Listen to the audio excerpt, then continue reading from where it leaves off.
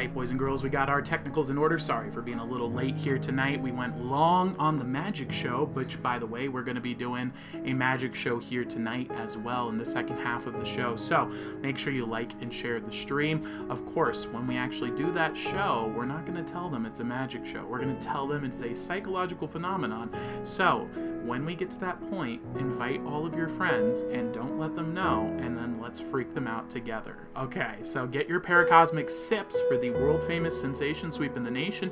This is a psychological effect that will increase your happiness levels and has a effect that is more powerful than 50% of over-the-counter medications. And we use the placebo effect and a paracosm to do that. So grab a cup with any beverage, invite a friend, and experience it right now in 3, 2, 1. Welcome everybody to Ask a Wizard. Welcome. Let's go. Wow, that show was awesome. We crushed today. I'm feeling great because yesterday's show, I'm not gonna lie, I watched the replay.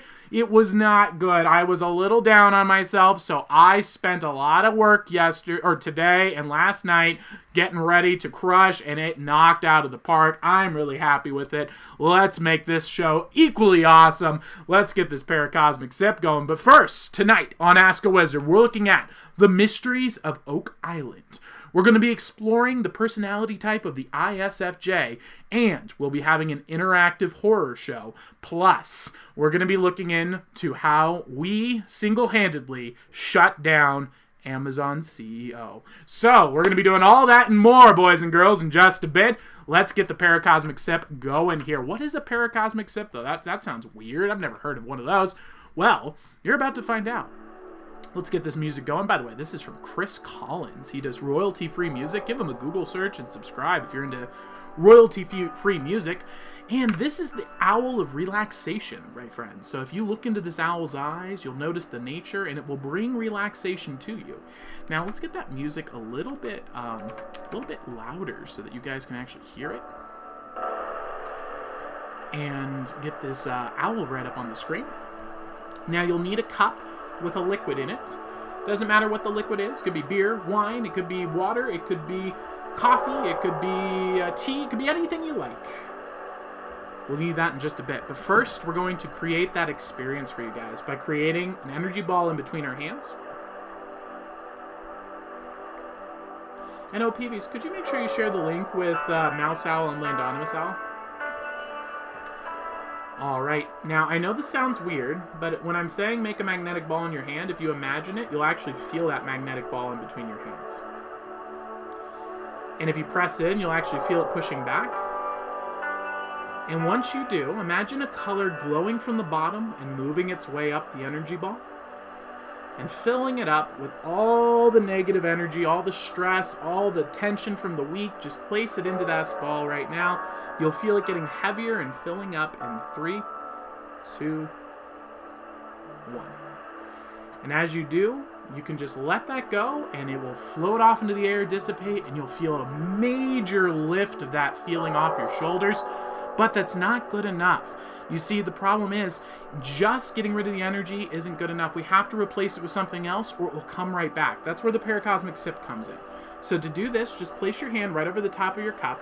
Imagine an energy glowing in the bottom of the cup, but this time imagine the energy that you need instead. Maybe it's positivity, happiness, relaxation, fun, energy, whatever it is. Imagine it glowing in the bottom, filling up your cup, and floating all the way to the top. Once it does, you'll feel a tingle on your hand. That's how you know it's charged. In 3, 2, 1. Just like that, your drink should be charged. Now you're about to take part in an event all around the globe, my friends. You are going to be taking a sip with people in California, people in Montana, people in Canada, people in New York, people in Florida, people in South Carolina, North Carolina, Ireland, Australia, all around taking part in the same activity right now where we take a sip in 3, 2, 1. When you do, you'll feel the energy go down. You fill you up with the exact energy you need, my friends. And that is the Paracosmic Sip. Now, I can't make any health claims at all. However, you can let us know about how it gave you the ability to fly. You can let us know if you just saw into the future. You can let us know if you're now turning lead into gold. Let us know about your experience with the Paracosmic Sip in the chat. And let's get the show on the road, shall we? Welcome, everybody, to the Friday stream of Ask a Wizard. Welcome, welcome, welcome. How we doing over there, OPVs? By the way, OPV's moderating over here. She will ban you if you are a disruptive force, so be careful. We're doing great. We have some new people here. Welcome, new people.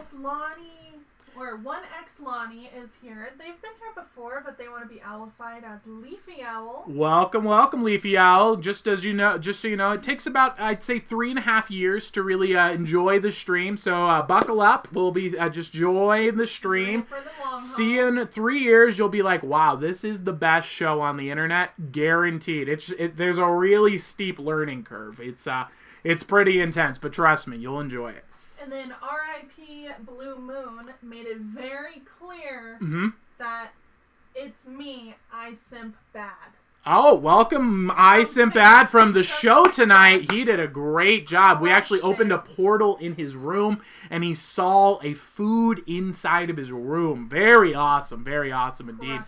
All right, boys and girls, let's get this show on the road with the Weekly Weird. This Week in Weird. Restaurants are naming menus after office supplies so you can expense your meals. Restaurant owners are getting back at the evil governments that are illegally shutting down their businesses. They are naming their menu items after business-related items so that business owners, independent contractors, and employees can take them into their tax season and write them off as business expenses on their taxes. It's a win-win-win. The restaurants get more business, the customers get food for free, and the government gets screwed, which is always great.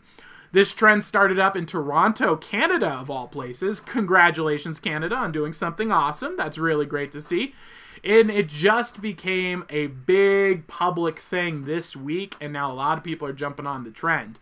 If a government is going to illegally attempt to shut down free people from doing business over a generic flu, then we should work together to rob these criminals blind. They don't deserve a penny from us because they have failed to do their jobs they were elected for. Remember, the government is our employees and serves us. We do not serve the government.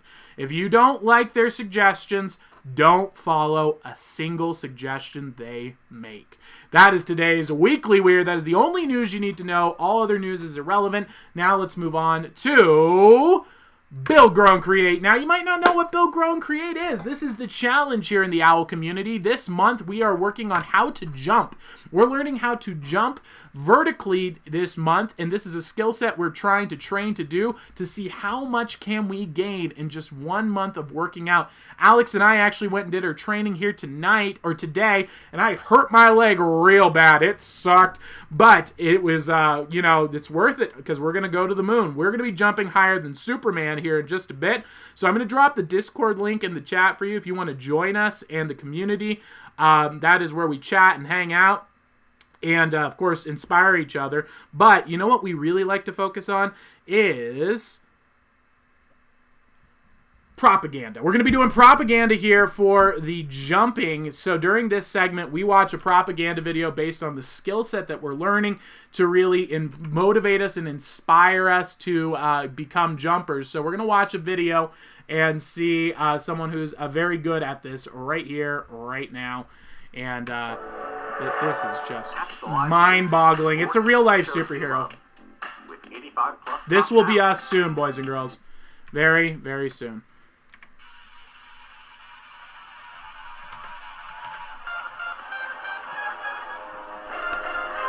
There we go. We got Naz up on there. There's Colin. There goes Sherlock. They're all getting hyped up. There's OPV's being the sneaky girl. Woo! Jeez. Black Owl waking up from his hangover. My gosh. There's Ducky Owl going over her duck bath. Oh! There's Athena's owl. Athena's owl was the actual bird flying by, just checking it out. Oh my word. Jeez, you can just walk up the sides of walls? Wow. Oh, I thought he was going to go over the fence. I'm like, I'm pretty sure that's not actually physically possible. Oh my, but you know, based on what I'm seeing here, I wouldn't even be surprised. My gosh, there goes Mouse Owl doing his little hop jumps. There's Landonimus Owl practicing his martial arts. Boom! Jumping over. What? Naz was doing push-ups on the side in the beginning. Oh yeah, he was crushing right off the bat. Naz is a legend. Are you kidding me? Naz is like going over and doing the handstand push-ups on the side of a building. My gosh. This is crazy.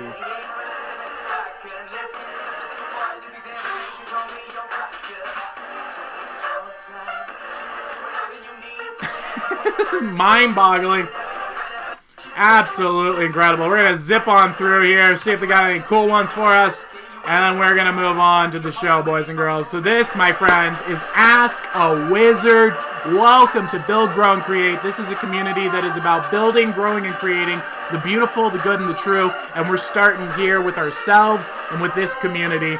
That's what we do. We don't try and think big here. We think small. How do we do this for ourselves? How do we do it for our community? And then how do we spread that message to the world? That, my friends, is Ask a Wizard. And this is the skill set we're learning this month. Build, grow, and create, my friends. You soon will be jumping higher than these people.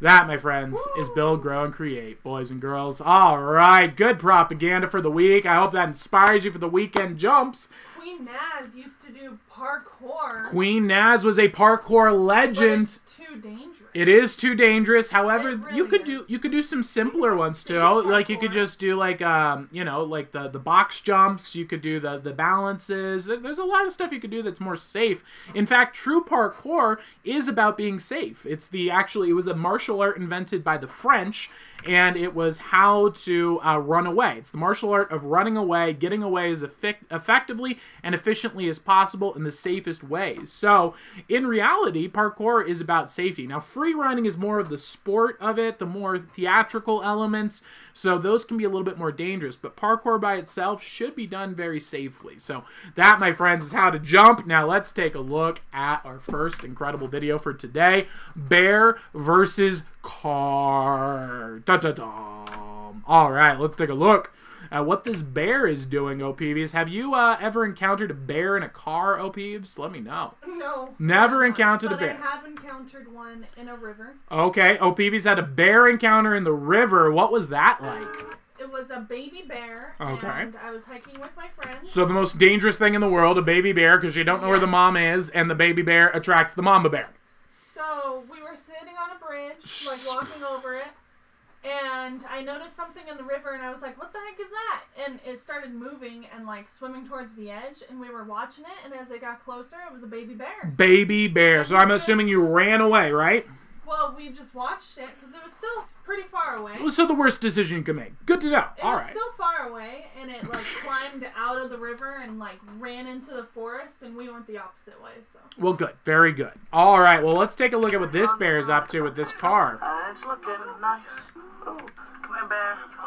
So they spot a bear in the forest on their road, and he's walking towards them. Beat us up. Someone challenges the bear, and he says, "Fine, you want to challenge me? Let's go." Hey, buddy. Buddy. Now you come. Put your legs up on this. Yeah. Yes? No. At least the little kid seems to get the idea. Like, yeah, let's not intimidate the bear. My brother's Come on. doing this. Intimidated bears? Like ran up to a bear. Come look at me. What? Yeah. That's a good way to die. I wasn't there, but...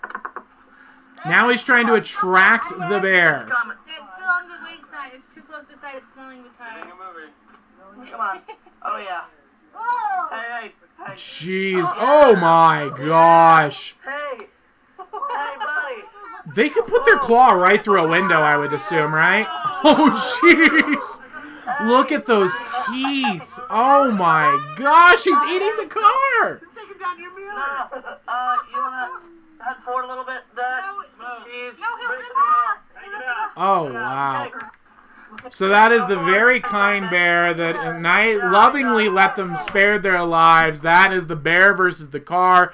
I'm amazed at how gentle he was there, actually. Very impressive. You know, not as spooky as I was expecting, but, you know, pretty interesting to see an up-close look on his face. What do you think, Opie's? Yeah, I wouldn't want to do that, but... Yeah, no, I think if I saw a bear near my car, I would floor it so that I didn't have to encounter him. Very intense. Snow Owl is heading to bed. Good night, Snow Owl. Have a good rest, and I'll see you on Monday. Same place, same time, Monday through Friday at 8 p.m. Pacific Coast time. What's up, Opie? Says, bears are actually pretty nice. I fed an apple to one. What? That seems like maybe it was a pet maybe a pet bear. I've heard of those. Well, if he's talking about Warjack the bear, perhaps he's talking about Warjack the war bear that they trained. Remember? From History's Mysteries? Yeah. Speaking of History's Mysteries, wasn't that a great transition? Tonight, on History's Mysteries, we're looking in to the mystery of Oak Island. We are heading over to a tiny, unimportant island off the coast of Nova Scotia. But everything was about to change when a young boy named Daniel McGinnis discovered something in 1795.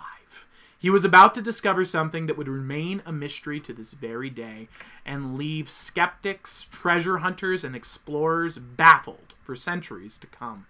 Tonight, I will be your guide as we explore the mysteries of the Oak Island Money Pit. Daniel was out exploring when he discovered a strange ship pulley hanging from an oak tree. He went to investigate it and pushed through the overgrown bushes.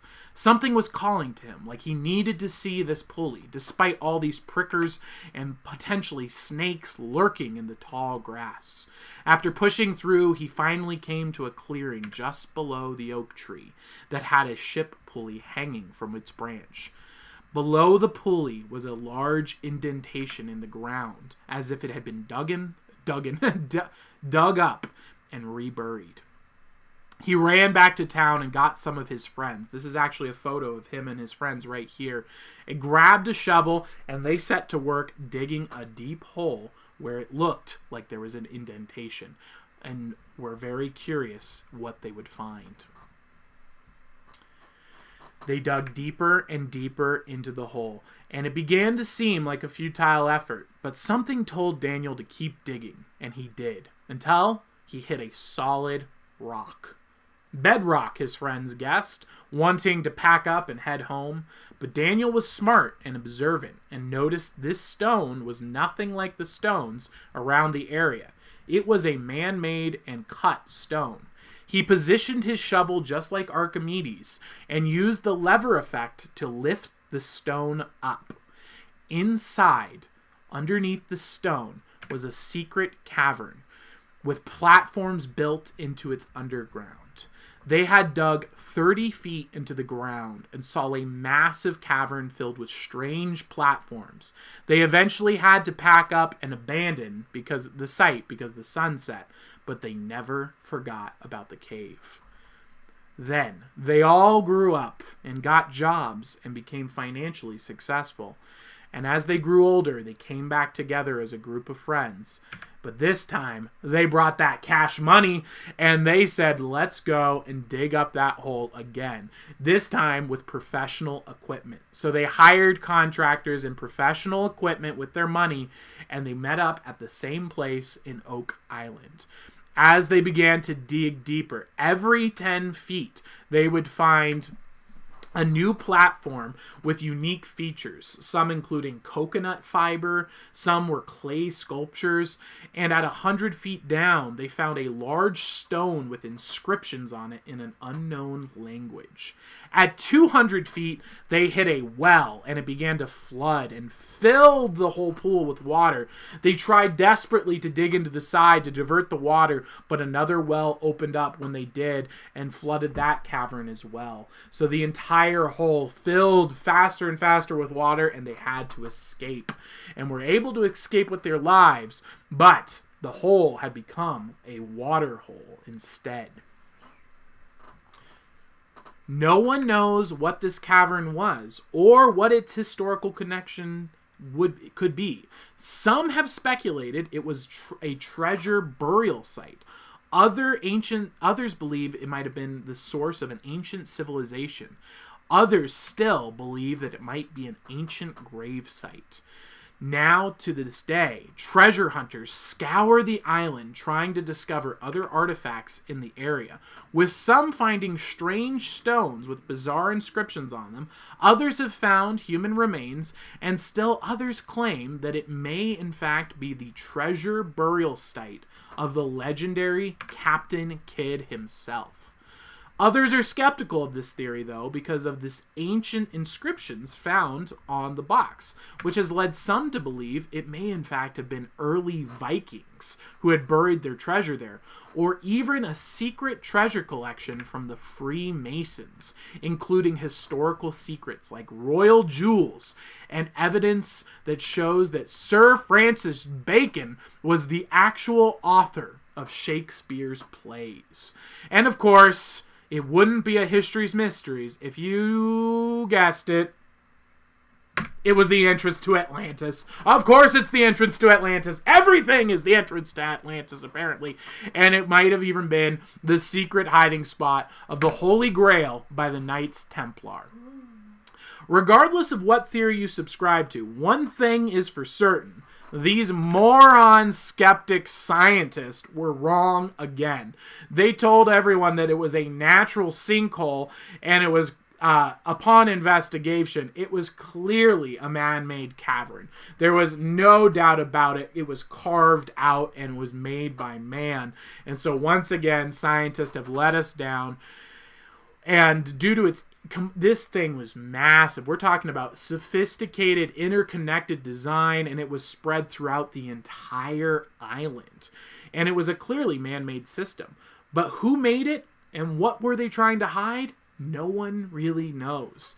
In fact, some people just recently purchased the island and are scouring it all across and have found coins, they've found skeletons, they have found all sorts of ancient artifacts, but they have called it the cursed island of Oak Island, or the curse of Oak Island, because of how dangerous and how well designed and booby-trapped it appears to be. It seems as though every time they find a new entrance into this cavern, another thing will collapse and cause it to fill with water, almost as if it has been designed to protect its secrets within. Some people believe that Oak Island may even have insider secrets, and it could be a meetup location for the elites.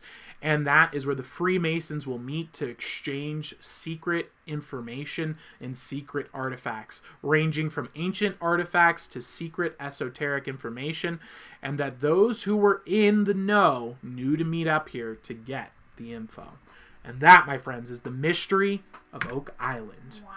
Let's see what you guys think today. And this is still a place that's available. This is still something that has not been fully discovered yet. No one really knows for sure what's going on there, and it is pretty darn awesome. This is some Indiana Jones Indiana Jones IRL. And my dad, last time I visited, he was really into this, like, documentary on this thing. Okay.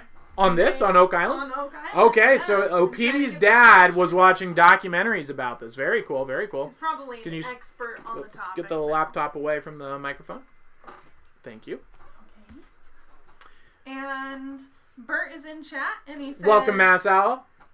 Tyson, there is a band called Our Last Night, and their album is called Oak Island. Ooh, maybe they're in on the conspiracy. Maybe it's just a marketing thing. Maybe they found their guitars in the secret caverns of Oak Island. That's my question. What do you think, O'Peeves? Yeah, maybe. Maybe. Do we got any questions, comments, or concerns? Cheesecake Owl says... Hey, Mr. Salty in the chat. What up, bud? Cheesecake Owl says, I think it's a passage to Atlantis. That's why I don't believe science. Ooh, very interesting. Very well. The thing is, science itself is actually really good. It's these morons that call themselves scientists that aren't scientists anymore. You can't be a scientist without believing in God. If you don't believe in God, you can't have truth. And if you can't have truth, you can't have science. So any of these people who claim to do science but aren't believing in God, they're not doing science, and that's why there's a reproducibility crisis. In fact, science is less accurate than a coin flip now because of the fact that they stop believing in God. That's the only reason for it, in my opinion. 1X Lonnie says, would you rather be around a venomous snake or a bear? You get one weapon. Oh, venomous snake for sure. That dude, remember the one we watched? He just slaps the cobra. They don't even do anything. They can't even. Yeah, but he's like a professional. Yeah, but I have a much better chance taking down a snake because this is something really cool that we learned in martial arts. Your hand-eye coordination and the speed at which your brain operates is incredible. You guys can't even begin to imagine how insanely fast our brains are. So for us, our hand motions are like Super Saiyan speed to these snakes. You can literally go out, grab a snake by the face, hold it in your hand, and it doesn't even have the time to process it. There was actually talk about how Bruce Lee was able to acquire the same effect with humans. He could punch so quickly that it would be standing in a stance, he would do his punch, come back into his stance, and it was so fast, the person would get punched in the face and they would think it was his energy, his ki punched him, because he hit them so quickly it looked like he stood there, punched, and he was just in the spot as if nothing had happened. People are able to do that to snakes. We're that fast. It's very crazy how incredible we are. So I'd definitely go with snake. And what's your favorite animal? My favorite animal? It's hard to say because owl obviously is like the big one because it's the Parliament of Owls. But I think I might be biased towards that because I just see owls all day, every day. I'm going to go with owl though. We'll stick with owl for now. I'm an ENTP. It's very hard for me to commit to anything. Salty Owl says, my daughter kicked a red belly snake 1 week ago. Wow, congratulations. Was that Tails Owl? Was that legendary Tails Owl? Probably. Nice, nice. All right, boys and girls. Well, let's move on to the next incredible video here, boys. We have a fish with a human face. This thing is freaky. I've never seen one of these before. Let me know if you guys can identify what fish this is. This is very bizarre. All right, let's get this up here. Oh gosh, we got an ad, and it's about politicians. Oh, I think I'm gonna be sick. Oh, jeez. All right, I endured that for you, boys and girls. That is the price. The reason you support this stream, the reason you go to paypal.me/AskAWizard and get those upgraded readings where you get a 3-card reading instead of 1 and support this is so that I can endure the suffering of advertising for you. All right, boys and girls, let's take a look at this incredible video and let me know if you know what this is because I am very confused. Jeez, I'm so freaked out by swimming in an open ocean. That's just so terrifying. Isn't that crazy? What is that thing? It's like a... Look at it. It looks like a Power Ranger monster. It looks like something out of a Power Ranger TV show. Power Ranger monster. Yeah. Oh, the sunfish. That's a sunfish? That's a sunfish. What? So sunfish has like a human face on the front? Yes. Look at that thing. I'm pretty sure it's a sunfish. Wow. So why does its face come to the front like that? Look at that. That is so freaky. That looks like a lizard monster. So, I think I have a fun fact about these guys. Okay. Oh, Peepy's got a fun fact about the sunfish. On the surface there, right, for the sun. That's why they're called sunfish. Okay. But they're such easy prey. Talk over towards the mic for us. So... they're called sunfish because they're on the surface. Okay. And they absorb the sun. But they're such easy prey that the only reason they're still around and still survive is because they lay so many eggs that they just produce more than they can be eaten. So there's like thousands of these things?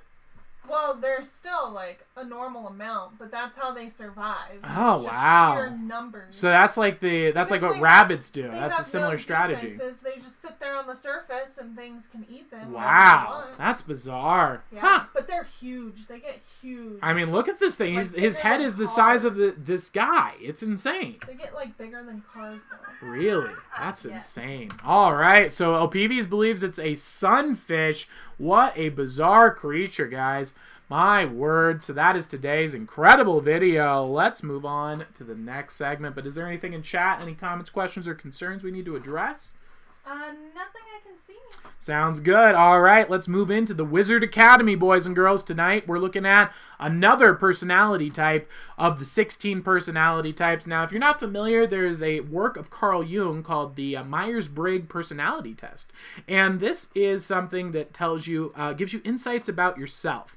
And what it allows you to do is by taking a quick test, you can learn a huge amount of information about who you are as a person, and it can really help you out with developing and growing, because it will show you your strengths and your weaknesses. Now, we've been doing this as a series here on the show for a while now, and we've gone over a lot of the different personality types. We're going to get through all of them, and if you want to take that personality test, I'm going to drop that link in the chat right now. Now, this link I'm going to send says that you're going to get a call. We're not doing the call anymore. We're just going to send you a PDF that has the test, as well as a video that gives you more information about your specific personality type. But I want you to have access to that, so we just dropped that in the chat. So you can go there, and then we will send you that PDF probably sometime this weekend when OPBs can get to it.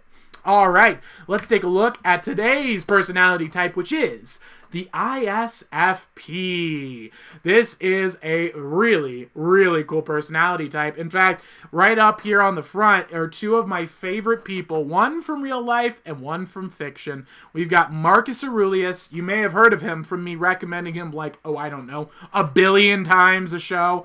And, of course, Hinata, the perfect woman of the anime world. So let's take a look at the ISFP personality type.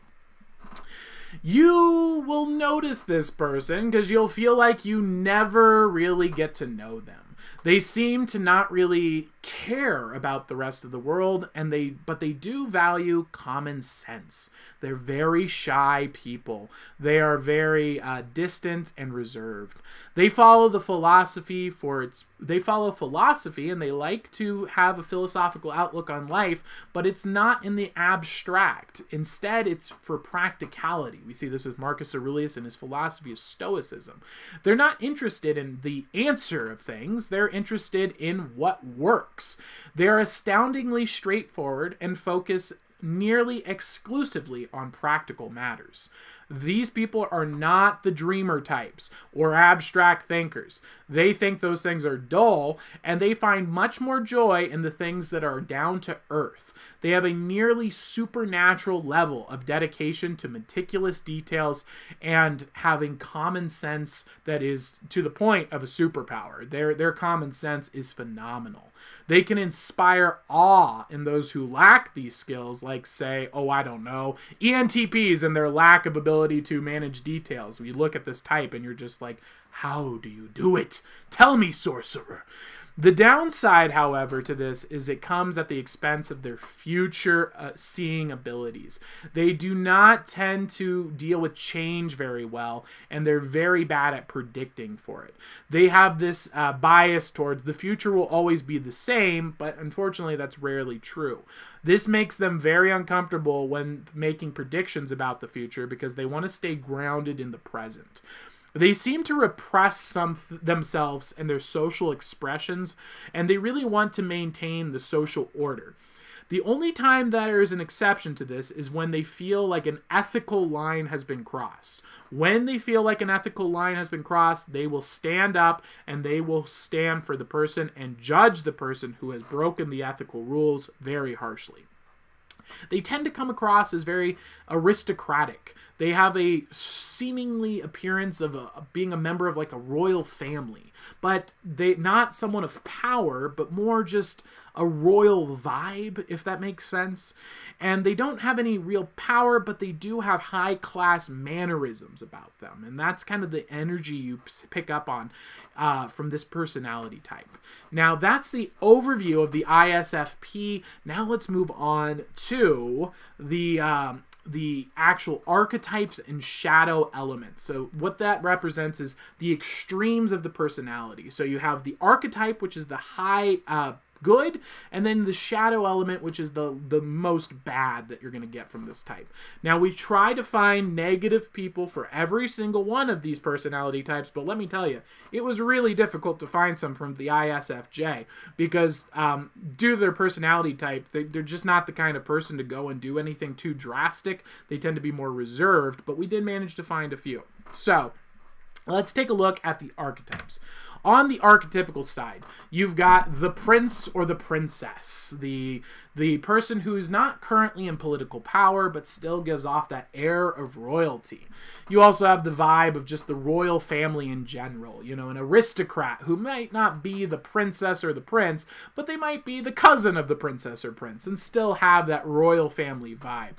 Another element that you see coming through is the defender of others. These are the people who are quiet and reserved until ethical lines are crossed, and they will stand up and defend. Hinata protecting Naruto from pain comes to mind. And then finally, you have the protector archetype. These people are maternal and want to protect people and keep the weak safe. When people are in danger, they want to protect them. Now, let's take a look at the shadow elements of this personality type, which is the quiet guy. So this is the person who's very quiet and reserved. The shy person is another shadow element. And then you also have the pushover. So those are the shadow elements here where you see this exemplified. Again, Hinata, being very shy, reserved, hiding away, never able to express her feelings. And that can cause a lot of problems for them as well. These are two of the worst of the ISFJs that we could find. On the left, we have the crazy murderer who had killed people, but more importantly, he had this, he only killed because he was caught.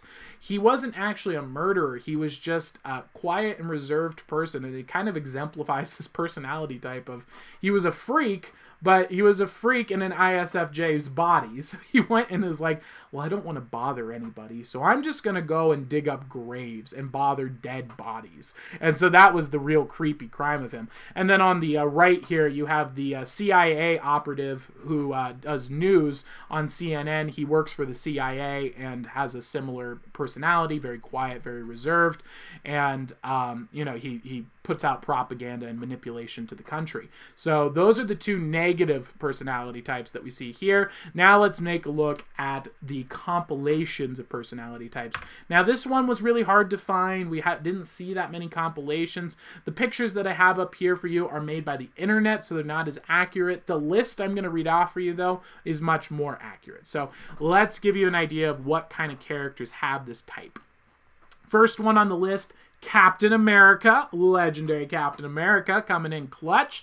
Then you also have the most wonderful anime girl of all time, Hinata.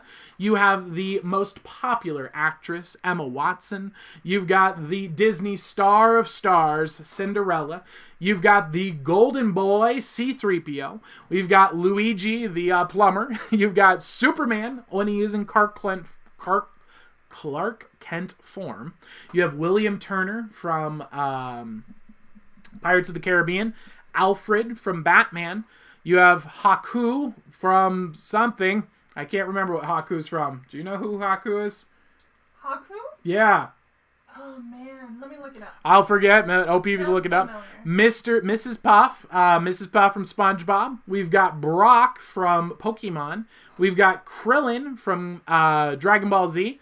We've got Pacha from Emperor's New Groove, Samurai Jack, Anderson Cooper from the newscasting stuff, and then Ed Gein, the creepy grave robber dude. So Haku is the guy, the little kid that was with Zabuza. Oh, Haku is the guy that throws the needles and Naruto. Yes. Got it. That makes sense. Okay. And all right. Girl and Yeah. So that is some of the personality types here, and that is the characters to kind of give you a vibe of what we're looking at here with this kind of personality. Now let's move into the strengths and the weaknesses of this personality type. On the strength sides, or hold on, we're having some technical difficulties. All right, we're good. On the strength sides, their big strength is that they're very supportive people. These are people who want to help other people, support other people. They're not trying to butt heads and trying to be in charge. They are comfortable playing a supportive role, which makes them invaluable on a team and makes them incredible people for a teamwork. They're very reliable and patient. They are people that can be trusted on, and they're not going to get easily frustrated. They're extremely observant. They are in the moment, kind of observing the world around them and utilizing their common sense to process data. You see this exemplified with Hinata. Her superpower, called the Byakugan, essentially is a manifestation of this personality type superpower, the ability to just perceive and understand the world around them and know what's going on. They can be very enthusiastic and easily excited and get worked up and ready to go. They are typically loyal and hardworking. You see this really well exemplified with William Turner, working in his blacksmith shop, making his swords, and just working really hard. And even though his boss is a drunk that doesn't even know that he's doing his job well, he still shows up and gets the job done. They're very good with practical skills and practical matters in general. They are just wonderful in those things. And so those are the strengths of the ISFJ. Now let's take a look at some of the weaknesses here. In terms of weaknesses, they tend to be very humble and shy. They have very big difficulties with expressing their emotions and talking in public and all around social things. Just not their thing. They also tend to take everything very personally. So if you give them negative feedback, you will be making them feel crappy for a long, long time. I think Inata was a really great example of that. When you go and she's one word said to her and she latches onto it for entire seasons. And so that is a typical trait of this kind of type. They tend to repress their feelings as well because of this problem, so they try not to feel as much because they're afraid, but that usually ends up just bottling it up and then exploding. You see this with Brock with his issues with women, where he gets rejected and he just freaks out, and so he just tries to pretend like he's not interested, and it always backfires on him. That causes the overload effect as well, so this is the overloading of their emotional energies, and then they get worked up and overwhelmed by them. Mrs. Puff literally exemplifies that in a cartoon element by inflating and deflating as she becomes too overloaded with the emotions of SpongeBob and his ESTP behaviors. They're very reluctant to change as well. They don't like when things get shifted up. They want things to be straight and consistent, and they can be a bit too altruistic. They are willing to sacrifice themselves for the betterment of others. You think of Brock when he just abandons his job and quits his career and just goes and walks off with some 10-year-old because, I don't know, it seems like fun, because he needs help and he's going to die if he's out there on his own. So I'll just go with them. That kind of altruism can come back and bite you in the end sometimes. So that is the weaknesses of the ISFJ, and that, my friends, is the ISFJ personality type. So let's see, how are we doing in chat? What are you guys thinking? Oh, PBs, have you ever encountered a personality type like this in your life? Again, not that I know of. Not that you know of? How about the chat? Have they ever? Does anyone have this personality type? Does anyone have any experience with it? Let us know in your not comments. Not that anyone is saying, but or if there's any characters that you enjoy, let us know. Athena's Owl says, evil ISFJs are the quiet ones that don't get found out. Yeah, I think that there's that element. I think they're the kind of people who would be like, get caught doing a crime and apologize. Just like, oh, sorry about that. I'm sorry. They're very they don't want to disrupt the social order. It's very odd. So it's like you have, even with the murderer here, he's got a psychosis. He's clearly a psychopath, but he doesn't go and implement it into the real world. He goes to dead people because he's like, well, I don't want to bother nobody, so I'm just gonna go and bother go and bother the dead people. They're not going to be bothered, right? Oh no, I didn't go on and bother them, didn't I? Oh no, harumph, harumph. It's just it's a very British element to this personality type as well that comes through to me. I don't know why. But and for me, I've noticed when we were going through this, I was like, oh, I have a type. And then I realized this type is literally the inverse of mine. It's the exact opposite. And it's actually one letter off from Alex's, O'Peavy's, my apologies, O'Peavy's personality type as well. So I wonder if there's something there where it's just like, because ENTPs like variety so much that I'm interested in the things that I don't have. But those are always been the types of people that I'm attracted to. And so I wonder if there's something there. Like who? All I see on this list is Hinata. Hinata, Cinderella, You've never mentioned Emma like, Watson. Cinderella. As a person, Emma Watson, not when she plays Hermione. She plays a different personality type. But you go through the personality database and you'll find them. You had Ren. For these, I'm trying to pick more of a selection. I'm not just trying to pick people I like. I'm trying to get a wide swath for people so that they can pick up. Not everyone's going to know who Luigi is. Not everyone's going to know who Alfred is, but they are going to know who one of them is kind of the idea, so that they can attach onto that archetype and say, oh, right, Brock from Pokemon, I know who that is, that kind of thing. Leafy Owl says, I like the pig, I forgot her name. Piglet. It's Piglet? That's Piglet, yep. Oh, yeah, Piglet. Yeah. Yes. And Alfred, I'm a big fan of Alfred, think he's a legend. Sam. Now, I don't know if Sam actually is. That might just be the image on the computer. Because if he is, that's my type. Yeah, because if it is, then I have to take a look at, because the personality database is far more reliable than these kind of collages where people kind of stick their personality into the characters they like and not so much what actually matches up with reality. So you kind of have to be careful there. You're right. He's probably ISFP, yeah, awesome. Really. All right, so that is the ISFJ. Do we have any other comments, questions, and concerns to address, or are we good to go? No, we're good to go.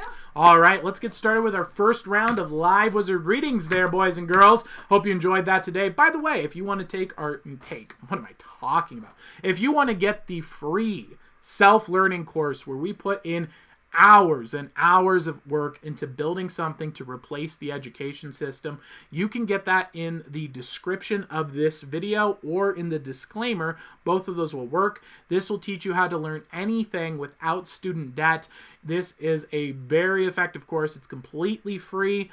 Inside the course, we have the Wizard Library, which is a product you can choose to purchase or not. It's not not needed at all to complete the course. In fact, inside the course, we show you in detail how to go through and do the entire thing for free without spending a single dollar. It's a completely free guide, and it is self-contained. So if you're interested in that, go to the description, sign up there. And if you're an owl, make sure you grab that link and share it with your friends. Because if your friends put in their referral name, put in your owl name in the owl referrer and purchase the Wizard Library at any point down the line, you're going to get $45 cash. So that is the self-learning course. Check it out. Let's get some live wizard readings going up in here. Up first is Cheesecake Owl. Legendary Cheesecake Owl in chat. Let's go. Anything in particular he's looking for insights on? Yes, he would like a reading on his ego. Ego. All right, let's go. Let's do this. Ego. No, that would be ego. Lego my ego. All right, let's go. So the ego is just what you identify as yourself. So more or less, for those of you who aren't familiar, so there's super ego, and then the id, which roughly represents id is your animalistic desires. These are the kinds of things that are like, I'm hungry, I'm tired, I'm excited. A lot of emotional energy. Your ego is what you identify as yourself, and then your super ego is sitting above, and that's more of like the moral judgments. This is the things that you hold yourself to a higher standard and say, what would God want me to do? What would society want me to do? And so you act in the middle as the mediator between these two things. What are your animalistic desires, and what are the calls of higher society? And then you meet in the middle of those 2 points. So that's the general gist of what the ego is. Just to give you guys an idea of what that means. There's this weird thing in these pseudo religions where it's about like giving up your ego, man. Don't have an ego. That's a complete nonsense philosophy. It is not something you should pursue. It is not something you can do. And even if it was something you could do, it would be a terrible, terrible thing to do. So don't go around pursuing those things. That is a terrible strategy for life. If you're looking for a good, solid foundation for philosophy, pick up the Bible. That is the place to go. All right, let's go. Ooh, we've got the 8 of Wands here for you. So the 8 of Wands is very interesting here. What this regards, in regards to the ego specifically, this is about a growth in spiritual development. So this is saying that you're going through a period in your life right now where you are really, really growing on spiritual matters. Now, when we're talking about our growth spiritually, these are the most difficult and trying times that we can go through, and they also tend to last the longest. These are things that can go on for years and years of our life, but the transformation that comes from these is some of the most important and significant changes that we'll ever have in our lives. So, what you should take away from this for you specifically here, Cheesecake Owl, is this is a great time to stop and reflect and look back at where you were and where you're at now and appreciate how much you've grown. Realize that though there is still so much further to go, you're looking at it, it's like Frodo and Sam, and they're like, but Mordor is so far away, and it's very frustrating, but you can look back and also see it and say, look how far from the Shire we've come. Wow, we've really, really come a long ways. And so that is what this card is a instance for you, for your ego right now. It's suffering, it's hurting because it's going through a long and tiring journey. And so let's look back and reflect on how far we've come rather than fixating on how much farther we need to go. I think that'll give you some inspiration, and I think that'll help you through this time and give your ego the energy that it needs. So that's what we see popping up there for you with the 8 of Wands. Let's move on to another reading. By the way, boys and girls, if you want to support the stream, you can go to paypal.me/askawizard. Pay whatever you think a reading is worth, and you will get a 3-card reading instead of 1, and it helps our stream keep on going. You know, we're always getting banned over here. We're getting blocked by the billionaires, censored, comments deleted, and you're going to be finding out why in just a bit, because we're about to end the more kid-friendly, more 18-under-friendly show, which is what we just did, and then we're going to transition into our more adult-themed show. So the way that we're kind of looking at this right now, and give me your feedback and suggestions, because of course, we're building this for you guys. I want to make something that is the best product for you, but my vision for this is there is so much trash and propaganda now that is designed to poison people's minds, and it is tearing families apart. Every single person has their own little thing that they do, their own little screen, their own little world, and what I want to try and do is bring back the sitting down with your family and enjoying a show together. And so I want to have a kid-friendly segment here for you guys where you can enjoy it with your friends, enjoy it with your family, and then, you can have, if your child is younger, they can go off to bed, or if they're teenagers, maybe you can make the decision on when they're old enough to enjoy the adult content, and then the adult content functions more like a late-night show. It's more adult-themed humor, paranormal, scary, things like that. So that's kind of the direction we're trying to go now. If that's not something that's interesting, if you guys are like, that sounds stupid, Tyler, I don't like that at all, let us know and we can try something else. So just giving you guys some ideas there. Who's up next? Up next is Queen Naz. Queen Naz. Naz, let us know in the chat below if you're still here. If not, that's perfectly fine, and we'll move on to the next person. If I have this correct, Cutie Owl's mom has taken over Sherlock Owl's account on her phone or something, and she is in chat. Cutie Owl's mom has taken over Sherlock Owl's account. Nice. Well, welcome. I hope you enjoyed the show. Cutie Owl's mom, who has taken over Sherlock Owl's account. However, I am suspicious. Is it actually just Ducky Owl lying again? No, this is Sherlock. But Ducky Owl went over to Sherlock Owl's home, though. So maybe Sherlock Owl is swimming in a lake right now. What if Ducky Owl acquired Sherlock Owl's phone? See, we gotta think big picture here. I do too, but Sherlock Owl may have had her things taken. Sherlock Owl again, LOL. That was her brother and mom. He called you sir. Okay. Yeah, he called me sir. Okay, got it. Nice. I am a madam. Welcome back, Sherlock Owl. Madame. I hope she's enjoying the show and having a good time, and let us know what she thinks. Who's The after? mom and the brother. Who's after Queen Naz? Leafy Owl. Leafy Owl, if you're here, let us know in the chat, and we'll get your reading started after Naz. If Naz isn't here, has he responded? He has not responded. All and right, let's Leafy move on to Owl Leafers. Needs to be officially owlified. Owlified, okay. as Leafy. Let's owlify Leafy. If he's still here, let us know in the comments below. Let us know. Dear Leafy, let's find out today. Hey, who's after Leafs? After Leafy Owl is Eli.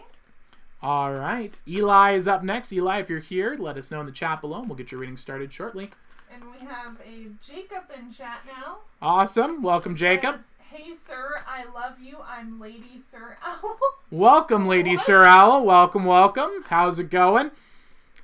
Jacob's gonna come and set those sinners free. Leafy Owl is here. Whoop! All right, let's go, Leafy Owl. Let's do this.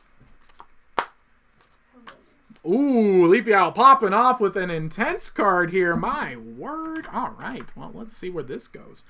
Let us know if this is accurate for you. So this is the 9 of Swords. So, Leafy Owl, what this represents is being in a situation where we have gained new knowledge that is very distressing. This is about learning something that may have hurt our feelings. It may have hurt our hearts. It may have even been the result of just a negative dream, a very intense dream. And, sometimes we can get fixated on, it feels almost like we're unlucky. And that can be such a painful thing to experience in life. However, what I think the attitude to take here is that realize that luck isn't really something that you should concern yourself with. You should be thinking to yourself, okay, if I fixate on luck is something I can't control. So rather than fixate on that, what if instead I optimize my life and optimize my choices around having the best outcomes regardless of luck? So if things work out for me, great. If things don't work out for me, I'll still do fine. And so taking this stoic approach is going to set you with a really strong foundation. And then you can start putting yourself into situations where you will actually increase the opportunities of luck. For example, going away from places that have low energy and low momentum and putting yourself into places with high momentum. What does that look like in practice? So like right now, a terrible place to be if you want to be successful and grow and develop your career would be major cities and colleges. That is the worst place you can be right now. There is no energy there. It is a dead industry and it's just filled with debt and misery. Instead, where you want to go is these startups. You want to go to these smaller states that are paying people to bring out the talent and start up tech startups there. They love entrepreneurship. There's things going on. You see this popping off in Texas. You see this popping off in Montana. You see this popping off all around the country.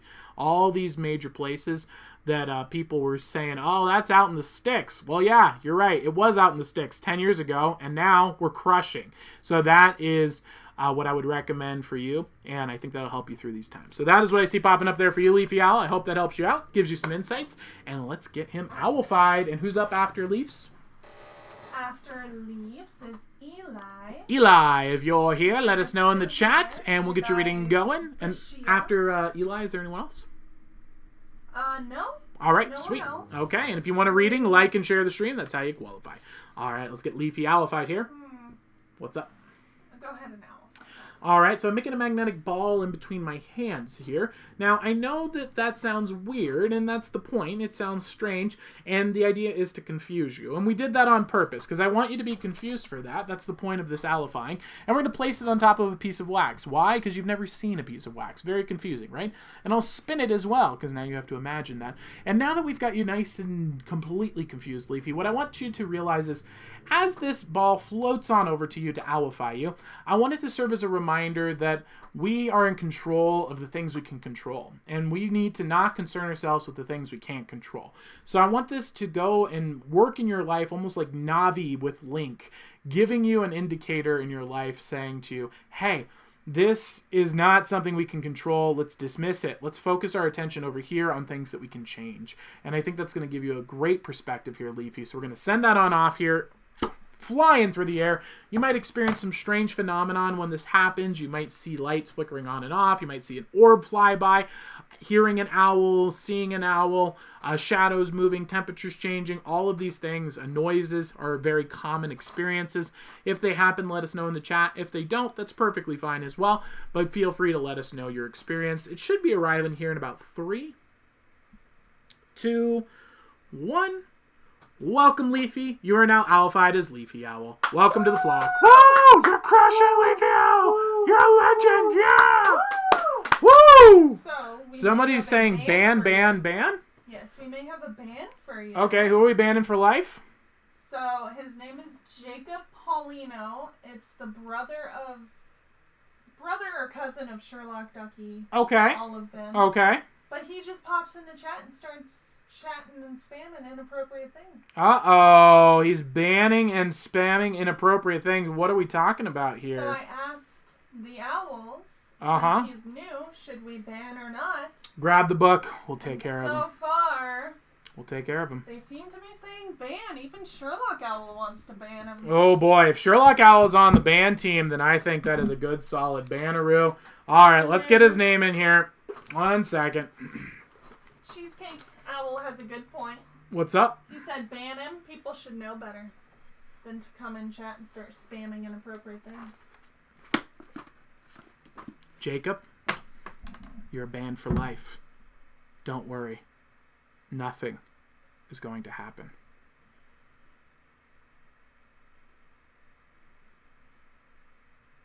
Or, you can go and get another account, that too. All right, there you go, guys. Boys and girls, thank you so much for giving us another sacrifice to the fires of the owls. I love it. Cast them into the fires. Are you not entertained? Who's next? Who shall we remove from our space? And so forth proclaim the glory of the owls. Who? Sorry, blacked out there for a second. What were we saying? Oh boy. Well, let me know. Sherlock Owl, how? Tell your brother how to appropriately act. We don't need his eyeballs. He can watch through your screen or until he sets up another account. There's no way for us to... Is now Sherlock Owl's turning on her decision? No. Oh, good. Sherlock Owl said to ban. All right. The owl says he should be coming in this room any second. Yep, right. All right, let's go. Thank you for the entertainment. I appreciate it. We love giving a good old ban around these parts. Okay. Love it. You have any other brothers? Yeah, I got any other brothers to ban us? All right. We're gonna be the biggest family of owls at this rate. Who are we waiting on for a reading? Either Naz or Eli, but neither. Naz and Eli have abandoned. All right, we're gonna go once, going twice. Sold. All right, we're going to move on to the next segment, boys and girls. Now, we're going to be moving into the more adult-themed stuff here. So, again, if you're under 18, please get your parents' permission before enjoying this part of the show. We are going to be talking more adult-themed topics, comedy, things of that nature. So, if that, and also there's spooky stuff, philosophical stuff. If that's not really your cup of tea, then now's a good time to go to sleep, get some rest, work on your jumps. That's a great time to do this as well. You're still, of course, a member of our community. Either way, we'll throw the Discord link in there one last time. We have another incredible video we'll watch that just gives you guys a chance to, finalize your stuff. If you want to, invite a new friend, or if you want to leave, all that good stuff. So we just give you a little time. Drop in that Discord right in the chat, and let us begin. All right, let's go. Cheesecake Owl says, this chat is meant for people who are civilized and do not commit dumb things on a very friendly stream. Correct. This is a place of high-level sophistication.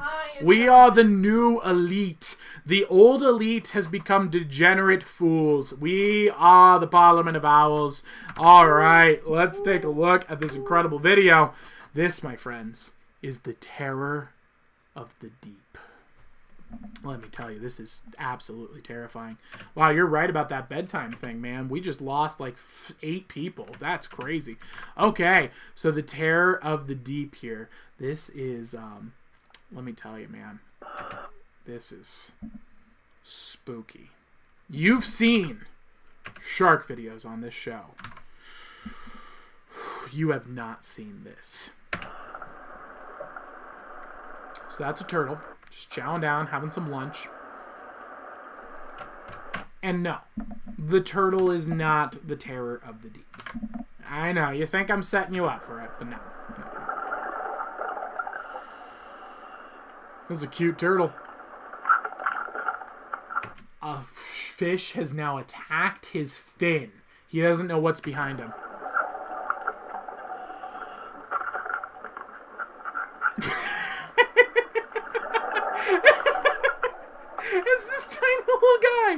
Is this a little derp fish, but he does not want, he thinks he can take him.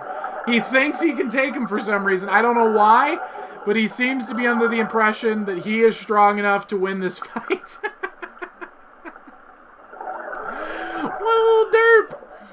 What does he think? What's his plan? A Titan tiger fish. I don't know what that is. My goodness. Little tiny guy. Not the most intense. Not the spookiest thing you've ever seen. So that, my friends, is the triggerfish. Apparently is very, very tough, despite the fact that he's a little tiny guy. And he likes to be a spooker. Have you ever seen this fish? Tiger fish? Yeah. I have not seen this. It looks like a standard thing you just kind of see swimming around in like an aquarium. Kind of weird, right?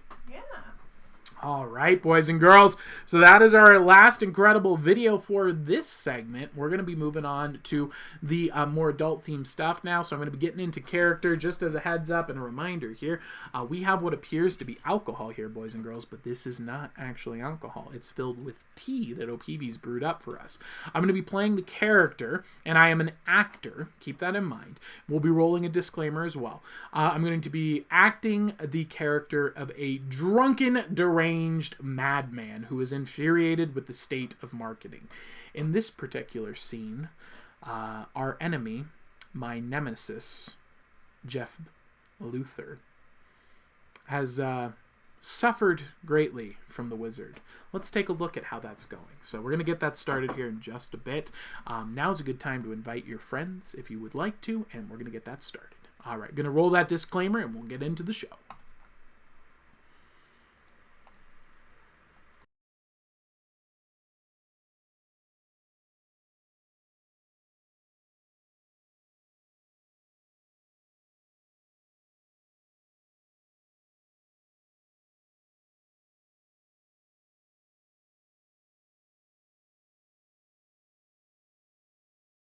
All right, I think that's enough time for you to read those disclaimers, boys and girls. Let's get started here. I'm going to get the little transition, and we will go into this show, so OPV's has an edit if she ever makes it in the future. All right, here we go. In 3, 2, 1. Welcome, everybody, to Copy Critique. Tonight, we're asking the big questions. Is Amazon trying to replace black people with robots? Question mark. That's the question on everybody's mind. Those of you who aren't as familiar with our show, you might know that I have a vengeance towards Jeff Luthor, also known as Jeff Bezos, the owner of Amazon. And let me tell you, we've been going hard on him. 2 months ago, we put out a video about Amazon, and let me tell you, some very exciting, prophetic things. Now, I'm not saying prophet like a spiritual thing. I'm saying prophet as in the word prophet, followed by ick. Prophet. Does that make sense, OPVs? Is that clear? Am I being clear? Prophetic. I'm not claiming spiritual things. Listen here, you dirty peas. That is not a claim. That is a claim from my tummy and my tummy alone, and I am allowed to do those things around these parts. Is that clear, OPVs? Are we allowed to say that? Is that legal? Yeah, I'd say clear. Okay. All right. Good. So, Mr. Luthor here. let's get a little recap for those of you who are new to the show. Just an idea of the man that we're dealing with here. If you could call this a man, I guess, maybe. Oh gosh, there's an ad. Oh my god, I think I'm gonna die. All right, I'm good. I'm still here. Okay, let's take a look. So this is Mr. Luther. PDAs, handhelds, I've seen these. What do we have that's new? Try it yourself. That's what I did. Interesting.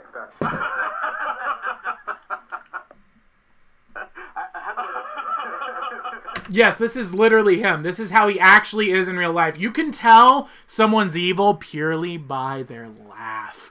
When you know someone goes like that, look at that. When he laughs, his face turns into the shape of a demon from the underworld. Look at that. He's like, you're just like, whoa, what is this cackling freak? Absolutely deranged. He looks like Gollum meets Lex Luthor.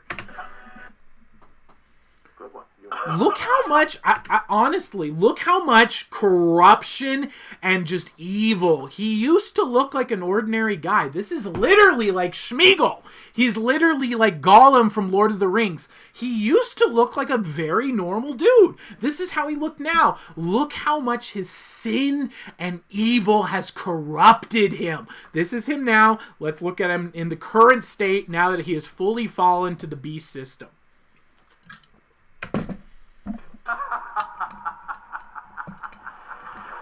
That's chilling. Right? That's really good. Look at the difference. Look at the difference here. He literally is Schmeagol transforming. You could do the same effect from Lord of the Rings. Look, there's him talking to himself. Schmeagol, yes, we want the fishes. No, precious, no. We want the fishes. No fishes for those. We must get the passes. It's literally Gollum and Schmeagol. A guy like you actually gets to sleep.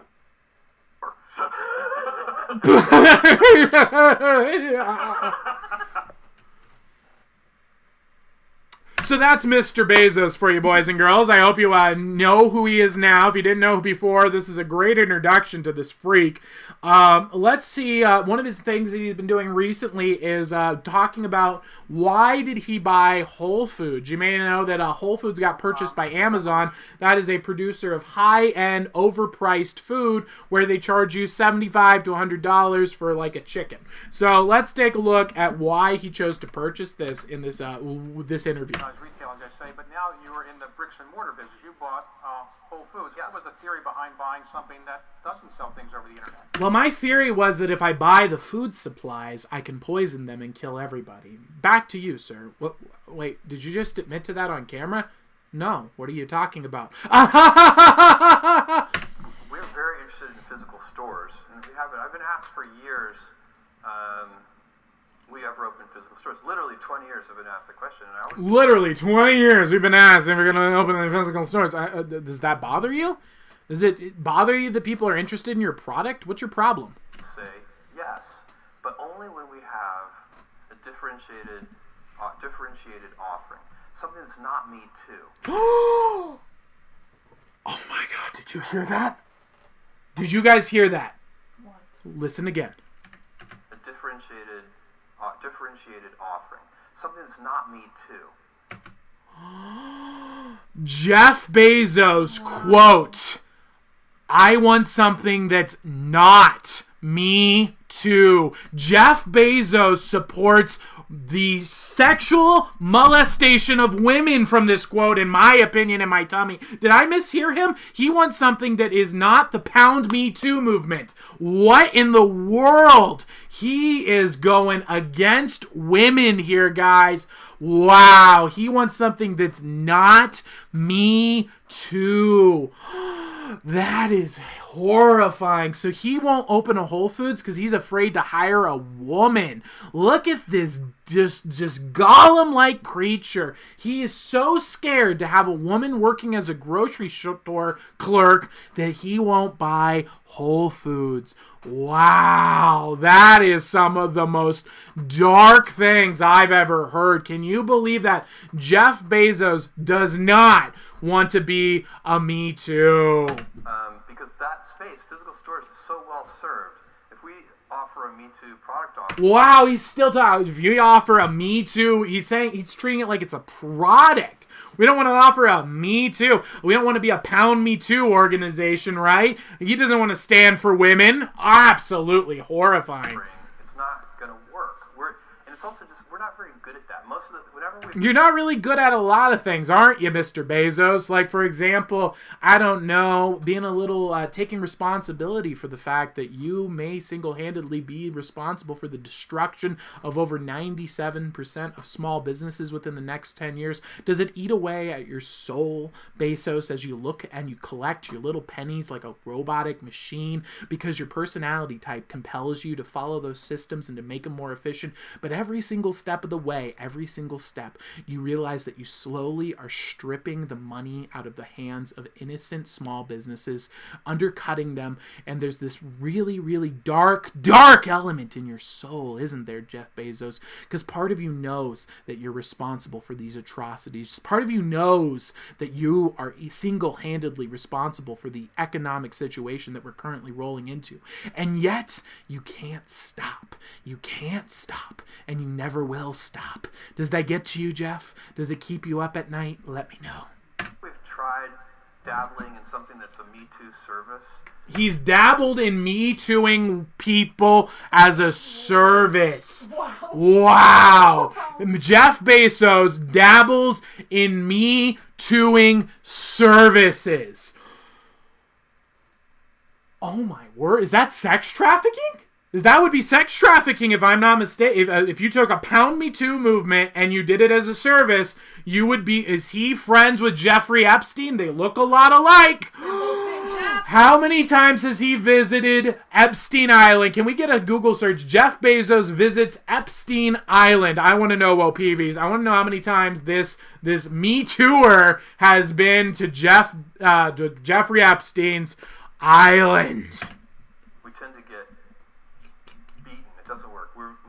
Our culture is much better at pioneering and inventing, and so we have to have something that's different, and that's what Amazon Go is. It's completely different.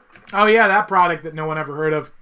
Amazon Bookstore, completely different, and we have ideas about how to merge Prime and Whole Foods to make that. Those are still rolling out. You haven't seen them yet, but to use Amazon Prime to make Whole Foods a very differentiated experience. And so what we're going to be able to do is take some of our resources, some of our technological know-how, and technological know-how. My word. This is embarrassing. Imagine being one of the richest men in the world, second richest, by the way, Bezos, and having no social skills, no ability to stand in front of a camera and talk. You have all the little pieces of paper stacked up that you can, and you look like Schmeagol, you look like Gollum, and you can't even talk to other people because you're just so locked in your little head, aren't you, Jeffy? Sick. How are we doing over there, O'Peeves? I can't find how many times he visited, but they did. Okay, so Jeff Bezos confirmed visited Epstein's Island, and he's supporting Me Too. Is that correct? I can't find it. Oh, you didn't find anything about him going to the island? They went to dinner together once. He went to dinner with the person of Epstein's Island. So he's been in contact with the sex trafficker known as Jeffrey Epstein. Wow. So he's sitting on here saying he doesn't want to support the Me Too. He's dabbled in the Pound Me Too service industry, and he's been friends with Jeffrey Epstein. This is really, really weird. Now, I might be completely misunderstanding what he's saying here, and if I am so sorry. Don't take my word for it. I'm not an expert. I'm a crazy guy on the internet. That being said, you should form your own opinions about Mr. Bezos, so you can see what kind of person we're dealing with here, guys. This is the owner of Amazon. Well, actually, we do need to make an update to that. You see, unfortunately for Amazon, 2 months ago, the Owls decided to go after Amazon, particularly Jeff Bezos. When we decided to go after him and his crimes, the stock was at $3,322 2 months ago when we posted our video. March 8th, their stock hit $2,952 after our exposing. Now you might ask yourself, Tyler, what does that mean in real money? Well, that is an 11.14% decrease in just 2 months. That means that after we covered Amazon, they lost 100, and listen to the B, boys and girls, $173 billion. Billion dollars. That's a lot of dollars. That is like 1/10 of the entirety of all of student debt. Lost in 2 months. That is incredible. That is mind-boggling. That kind of money dropping is unheard of. The entirety of that drop is equal to multiple Fortune 500 companies' revenues combined, since we pointed out some of their flaws. On top of that, well, let's take a look at the news, shall we?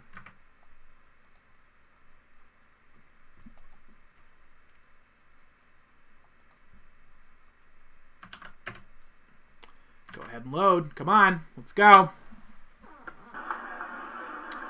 This is Jeff Luthor, just working on his Superman suits because, again, he's actually Lex Luthor in real life. He's fiddling around like the freak he is. Oh, there comes that laugh again. Let's listen to the freaky cackle. Here it comes.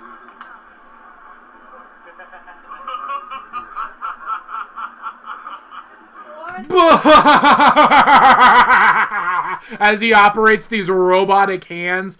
Gosh, and look at this. This is what he wears on a regular day. Imagine being the kind of person who is so uptight, so locked in his little head, his little robot brain. He's got to have the numbers match up. The numbers don't match up. If the numbers don't match up, then they don't work. We got to make it more efficient. But we're killing the small businesses. Everything is falling apart because of us. We're destroying everyone. No, Jeff. No. Follow the numbers. But it's wrong. But it's not good. Follow the numbers, Jeff. And he's just going over this over and over and over in his mind. And he can't even ever be casual. He can never wear casual clothing. The best he gets is a button-up shirt with jeans and a belt because he can never, ever just be a normal guy again. His life is a normal man is over. And the saddest part is Mr. Jeff Luthor would have been so much happier if he had just bought a farm, grown some food, and worked on his projects. And now he'll never have that dream again. He sold it for publicity. Does he have ripped jeans on? I don't know. Are those some ripped jeans? Oh, Peavy's is making a fashion call on Luthor. He's the kind of guy who goes and says, no. I know jeans are $25, but I'm Jeff Luthor. I need $3,000 jeans. So cut them up for me real quick and charge me an extra $3,000. Now look at me. I'm a special boy. Do you think he has the Diesel da Homeless jeans? Maybe he's got Diesel da Homeless jeans. Or the Telfar. Telfar. More like fail. So let's find out. After Mr. Bezos was had an encounter with the owls and the wizard and garnered my wrath, let's see what happened to him. the billionaire. I mean, come on, guys. I'm a nobody. Look how many people are in this stream right now. We're nobodies. No one knows who we are. We're a tiny little stream, a group of friends. Obviously, we can't have impacts on the second richest man in the world. Absolutely, that would be an absurd claim. I am sure we are obviously not going to see anything really big here, right? Right? Yeah. Wrong. You should never underestimate the wizard and his owls.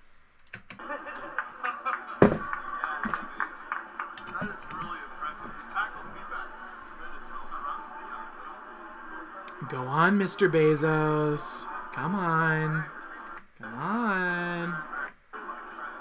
Jeff, Here we go. after more than 25 years and billions in sales, Jeff Bezos is leaving his post as CEO this summer. He's stepping down from Amazon. He has left his position as the CEO. No longer is Jeff Luthor the CEO of Amazon. The reins of the massive disruptor he built to Andy Jassy. Oh, really? He did it because of his disruption to the market. He was feeling guilty about what he did. Do you know anyone who pointed that out? Anyone who went and psychologically tore this person to pieces and found every little flaw and exposed it? Do you remember when that happened, OPVs? I remember when that happened. How about you? Wasn't that a glorious day? A good 2 months ago. 2 months of the wizard's eye upon Jeff Bezos, and he's stepped down as CEO, and they've dropped by $173 billion. Let me tell you, boys and girls, you should never provoke the wrath of the wizard. The current head of Amazon Web Services.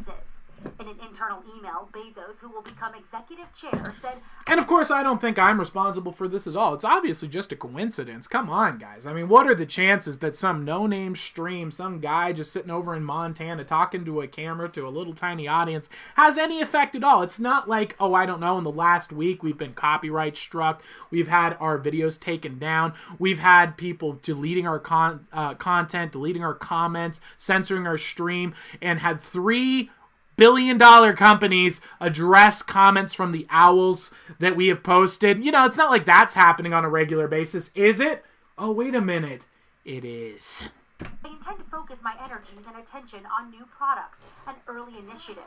I'm excited about this transition. I bet you are excited about this transition, aren't you, bud? I bet you are, Jeff Bezos. So let's see, how do you think this has affected Amazon? Last time we left, Jeff Bezos' advertising company was promoting the start of an army of supervillains. They were creating an army to deliver the beer sniffle virus, in our opinion, allegedly, of course, to people through delivering packages, and they wanted to help spread the beer sniffle virus to people, and they were making a proclamation of such an action. They were talking about how they're building the army, they're training their people, and they're ready to deliver their viruses to people's households. So that was the last time we left them. Let's take a look at what their advertisement has done since Jeff Bezos stood down. Let's see what the most recent video is.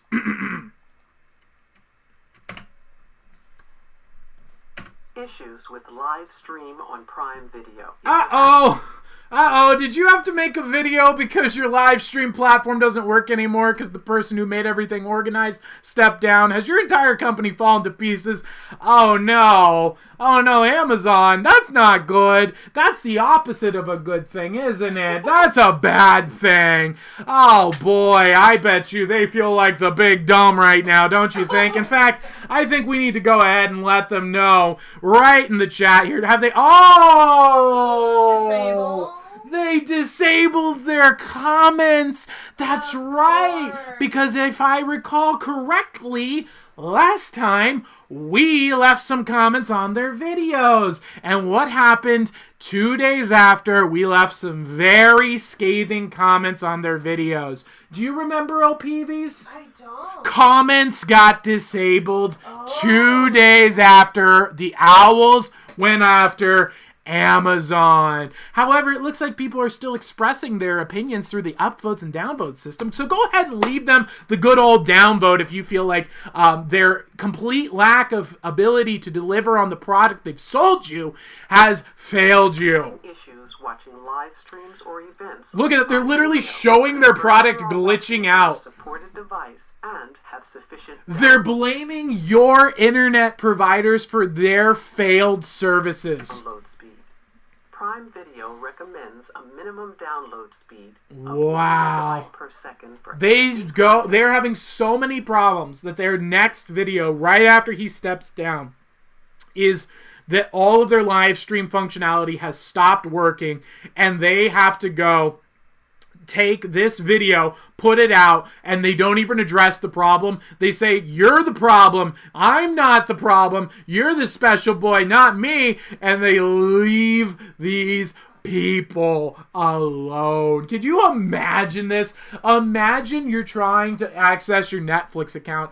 Every 5 seconds, Netflix just glitching out, and it shows an error report on the screen, and you go online, you see 1 billion people have reported this problem in the last 24 hours. You call up Netflix, and they say, oh, it's your fault.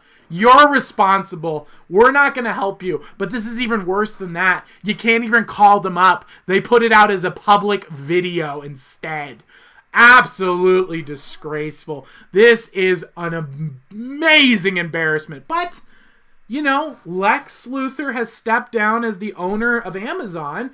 Perhaps with him stepping down, they've moved away from the satanic evil agenda of building an army of minions to go and deliver the beer sniffle virus. You know, maybe that's the direction this has taken. So sure, the product lines are done, but hey, at least it's not an evil villain anymore. Maybe. Anyone? You think? Peeves, what do you think? Maybe. How are we doing in chat? How are these guys feeling about Mr. Jeff Luthor over here? We're doing well. I asked if they shop at Amazon, and Oh. they said they do for now. Oh. Because it's convenient, you know, and they are Go big and local all the way, boys and girls. Local for moving days. away from. So let's take a look at their advertising, shall we? Let's see if they've made some improvements. Do they have comments disabled on this one? I'm seeing a loading bar. Where? Oh, no. Whoa. Wow. Are you guys seeing what I'm seeing right now? They have like a special arrangement with YouTube where it doesn't even say comments disabled. It's just showing a white blank screen. Look at that. Very suspicious. Oh my word. I'm going to refresh. Maybe it's a glitch. Maybe it's a bug. Look at that. You see it? They've got comments enabled. My bad. I take it back. To their point, they have comments enabled on this video, boys and girls. So we can go and leave our feedback on this commercial. But we need to watch it first. I want you to leave your honest feedback, okay? I don't want you to go and just give them a thumbs down or leave some mean, rude comment. I want you to leave your honest feedback. If it is a good video and you enjoy the ad, feel free to let them know your feedback. However, if you don't feel that way, please let them know with your negative feedback as well. So let's take a look. This is called Amazon's Big Game Commercial. Alexa's Body. It's just flawless, isn't it? I think so. Yeah. I mean, I literally couldn't imagine a more beautiful vessel for Alexa to be inside. Alexa, how many tablespoons are in a cup? She is now imagining for herself that the AI of Alexa has manifested itself as a man that she's attracted to, and she's talking to him in a very sexual manner. This is really freaky. So they're like portraying black women being attracted to androids. What? Trust me, it gets worse. There are 16 tablespoons in a cup. Babe, food just got here. They're portraying her cheating on her man and replacing black people with robots. These sick freaks are literally taking a android and saying that she's cheating on him with a robot, and they're replacing the black man with an android, which is exactly what Amazon's AI programs are trying to do. They want to replace black people with robots, along with other people, but black people as well. There's a lot of people they're trying to replace with AI. Black people are one of them, and they thought that would be a good theme for their commercial.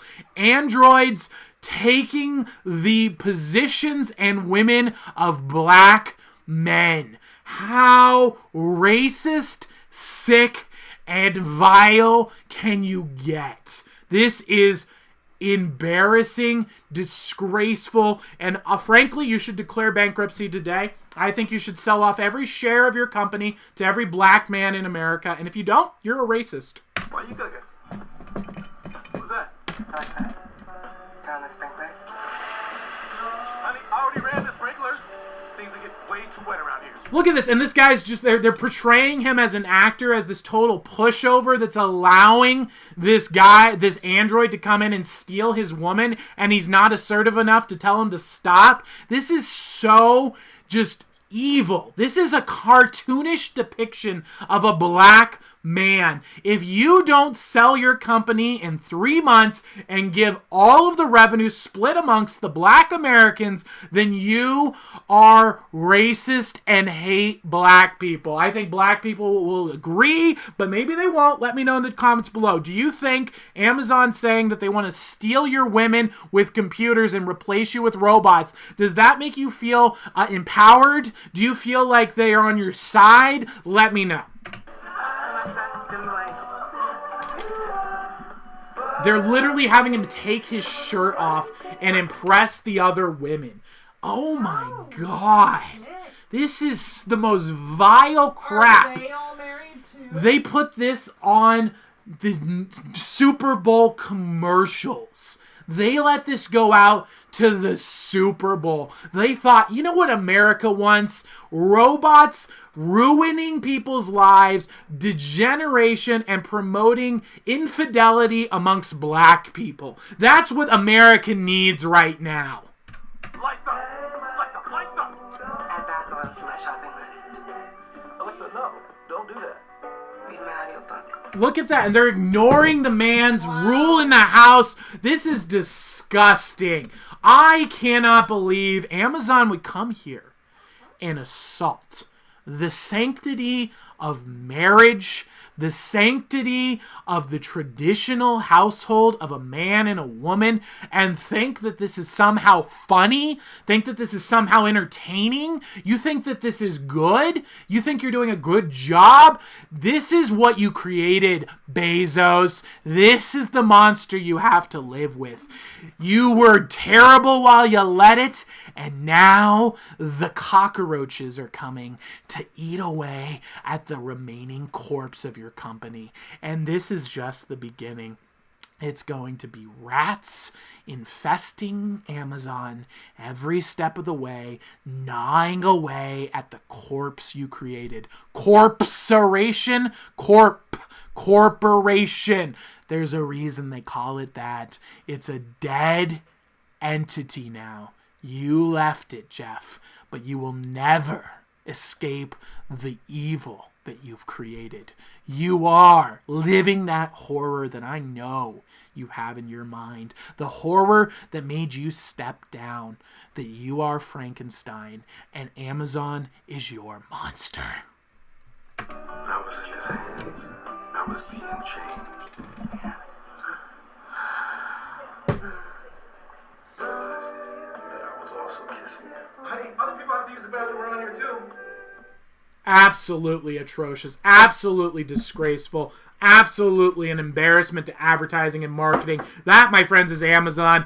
Last time we did a video about Amazon, they lost $173 billion. So let's see how that trend goes again. I'm sure everything's going to be just fine. So that, my friends, is Copy Critique for today. I hope you guys enjoyed that, and I hope you leave your feedback over here for these freaks over at Amazon that want to replace black people with robots. And I'm going to put that in here. Sell your company and split the money with all black Americans, or you are racist.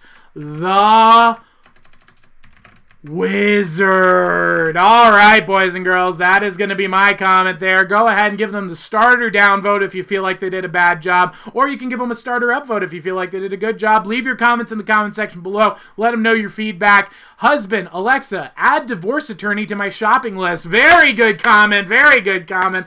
I'm loving that. Can we talk about how great the husband is in this? He's not great at all. He's a pushover and a loser. Amazon, what if we did a commercial where a dude gets cucked by technology? Oh my gosh, that's a good point. Let's give him the thumbs up here. Let's give the divorce attorney thumbs up here. My word. Alexa, no, don't do that. I'm dying. That's not funny at all. We're going to give that the downvote here. Not a good comment.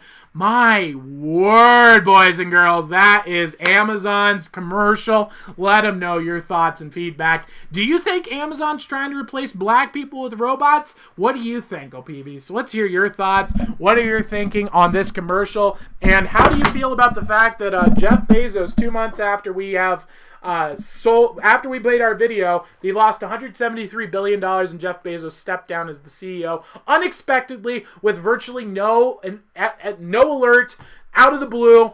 The only thing he cited was the exact words I used to describe why he should step down.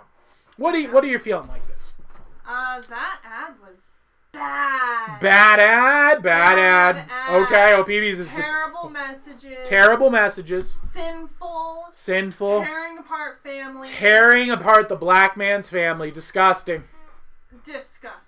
Absolutely vile. Vile. I'm deleting my Amazon account. Deleting her Amazon account.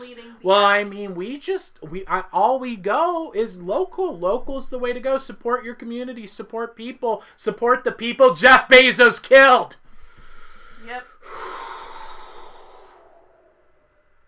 Unacceptable. How do they get away with this? We're going to give them the big old thumbs down. How do people support this? I think Jeff Bezos is the big dumb. The big dumb. The big dumb. Jeff Bezos is the big dumb. I think that we have confirmed that here. What's the chat think? Do we got any thoughts, feedback? Do they hate us now? Are they upset? How are we doing? Sherlock Owl did mention that her mom saw the commercial and wanted to buy an Alexa after. Wow, that is terrible. Wow. Let your mom, make sure she sees this. Let her see this ad critique and then let me know how she feels afterwards. Don't fall for I would love to know how she feels after she witnessed the truth. Because that's what they are experts in here, people, is lies. Sleepy Owl says they should delete the video. Delete the video or sell their company. I will not rest until Amazon has sold its company and split the revenue to every black American in the country. That is what I want. If we don't get that, I will not accept it. You know what? Let's figure out how much that would be. Let's quantify it right now. They are $1.5 trillion. So can you look up what is the population? How many black Americans are in America? I know they make up approximately 12% of the population. So if you go, I'll do it myself. 300. We're spitballing here, people. 350 million. We make up about 12% of the population. All right. So that gives us 42 million black Americans, and their company is currently worth approximately $1.5 trillion. Again, all approximations. So, black America, I'm asking you right now, how would you like for Amazon to sell itself right now and every single one of you receives a check in the mail for $35 $735,714.29. Do you think that that is the kind of reparations you should pay for trying to tear a man and a woman apart? I don't care if you're black. I don't care if you're white. I don't care if you're Asian. If you come after the family unit, then you are a sick freak and you deserve to lose everything. Maybe that's why you got a divorce, Bezos. Yeah, I think this is a good start. Absolutely. Absolutely sickening. Vile. Start. Going after families like that. What a freak. I absolutely cannot stand this kind of vile crap.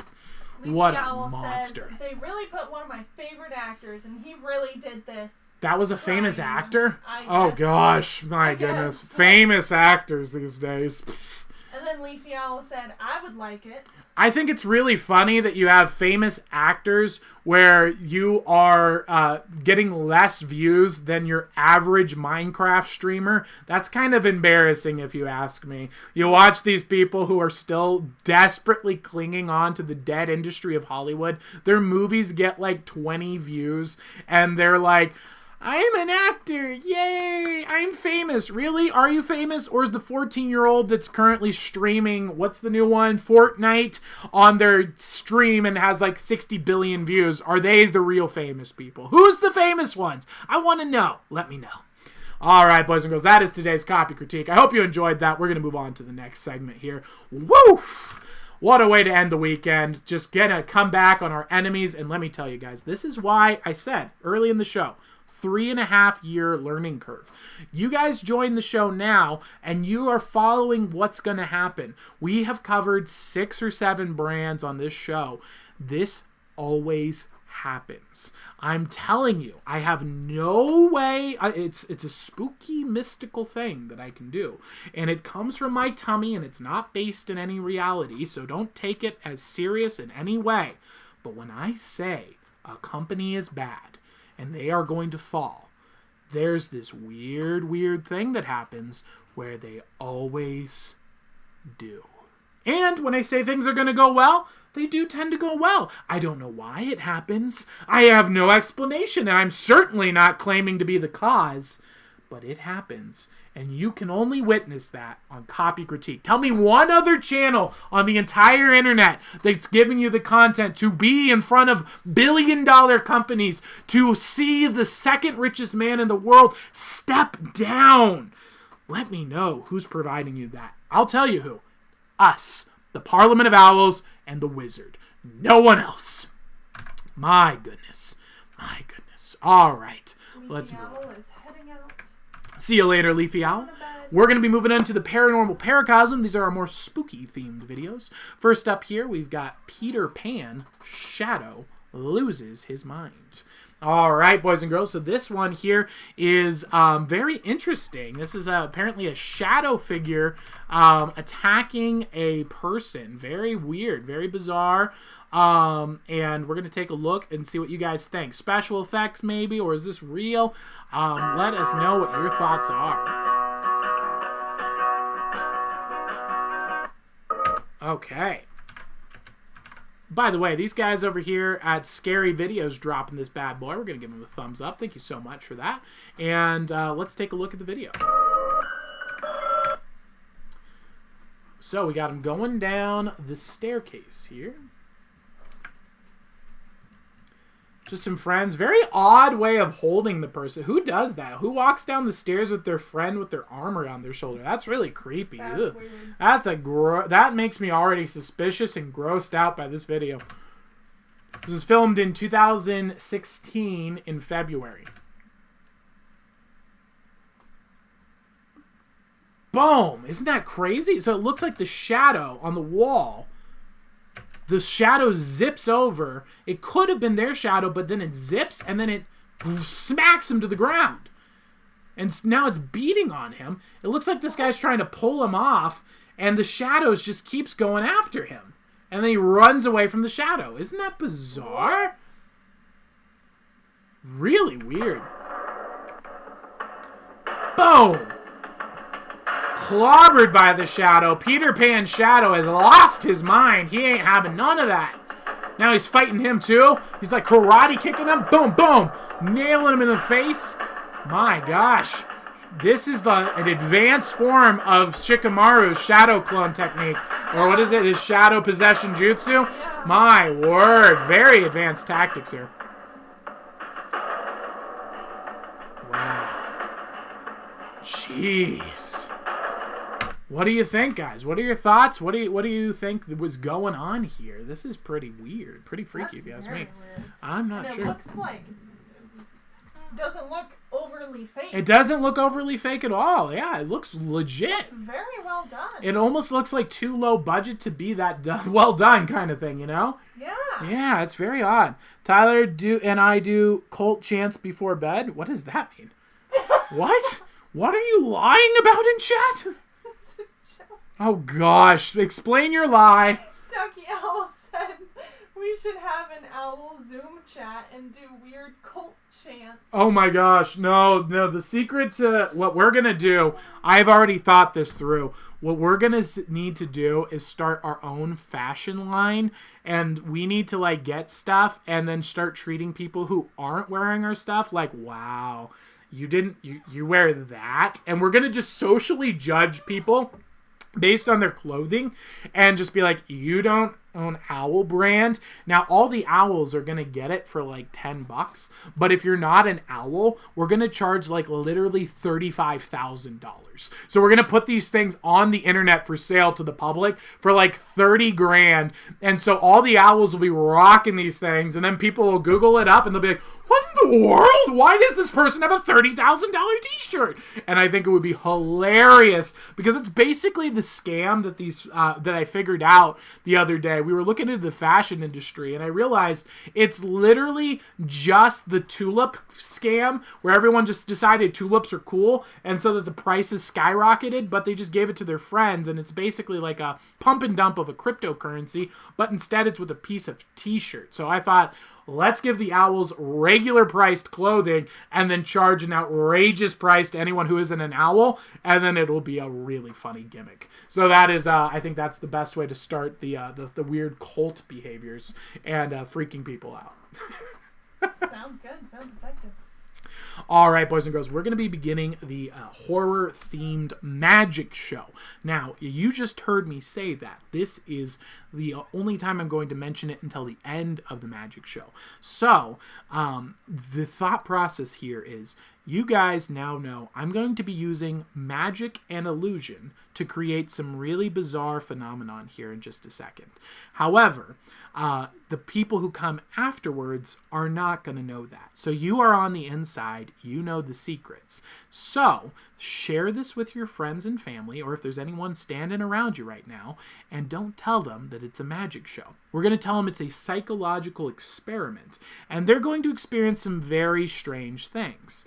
Now, when that happens, we are going to freak them out a little bit, have a lot of fun, and then we're going to let them know it was a show at the end. And so this is a good time to invite some new friends if you want to freak them out a little bit. So I'm going to roll the disclaimer here, and we're going to get set up for the show, and then we're going to be doing that right now. So in just a bit, we'll be doing that. So go invite your friends, and we'll see you in just a bit. Do do do do do do do do do.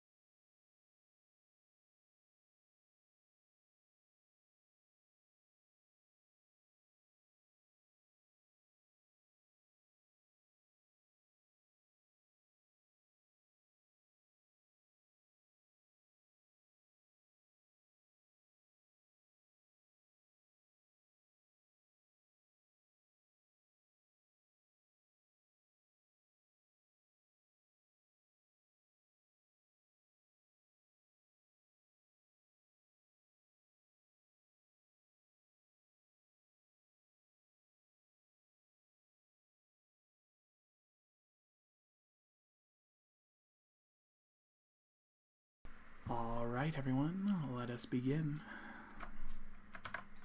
Welcome to the experiment for tonight. Tonight, we are going to be doing a terrifying psychological experiment at home. You will be experiencing some very strange phenomenon live on air. So, if you want to take part in this experiment, you're going to need a necklace or a piece of rope with a knot in it.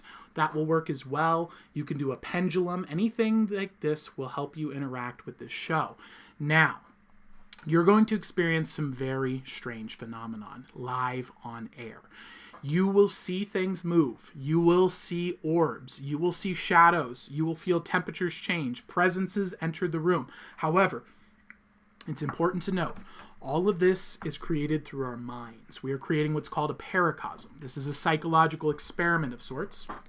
And it's important that you play along with it to make it work, because it utilizes your active imagination to make it happen.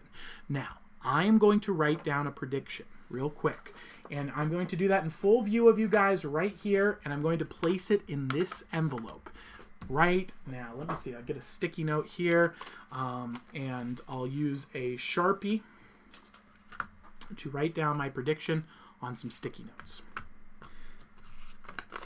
And I'll fold it into fourths.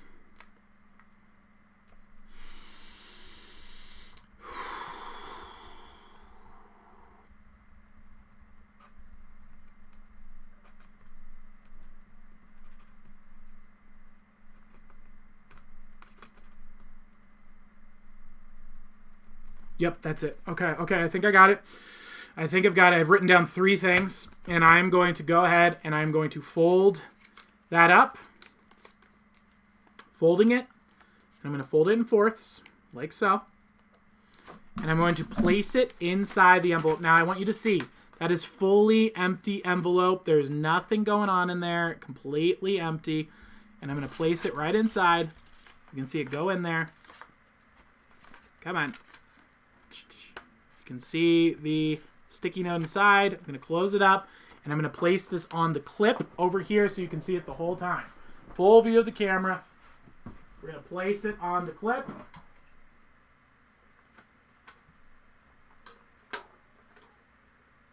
There we go. Okay, you guys can see that on the camera. Is that an angle? Good. So you guys can see it the whole time right over there. So let's get started with the effects. The first thing I want you to introduce you to is the paracosmic effect of the pendulum.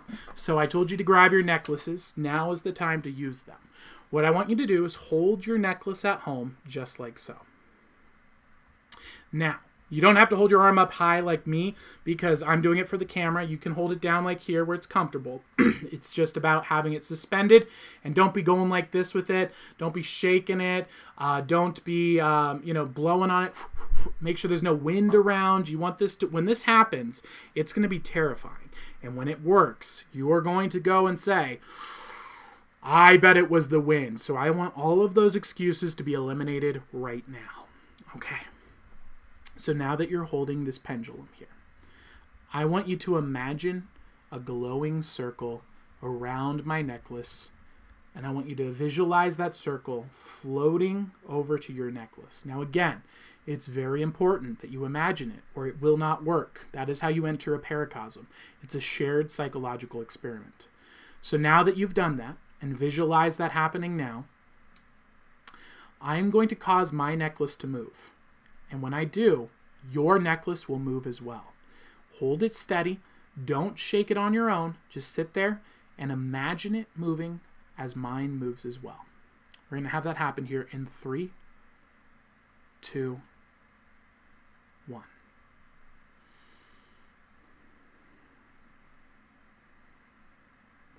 Begun to move mine back and forth. You'll notice that yours is doing the same.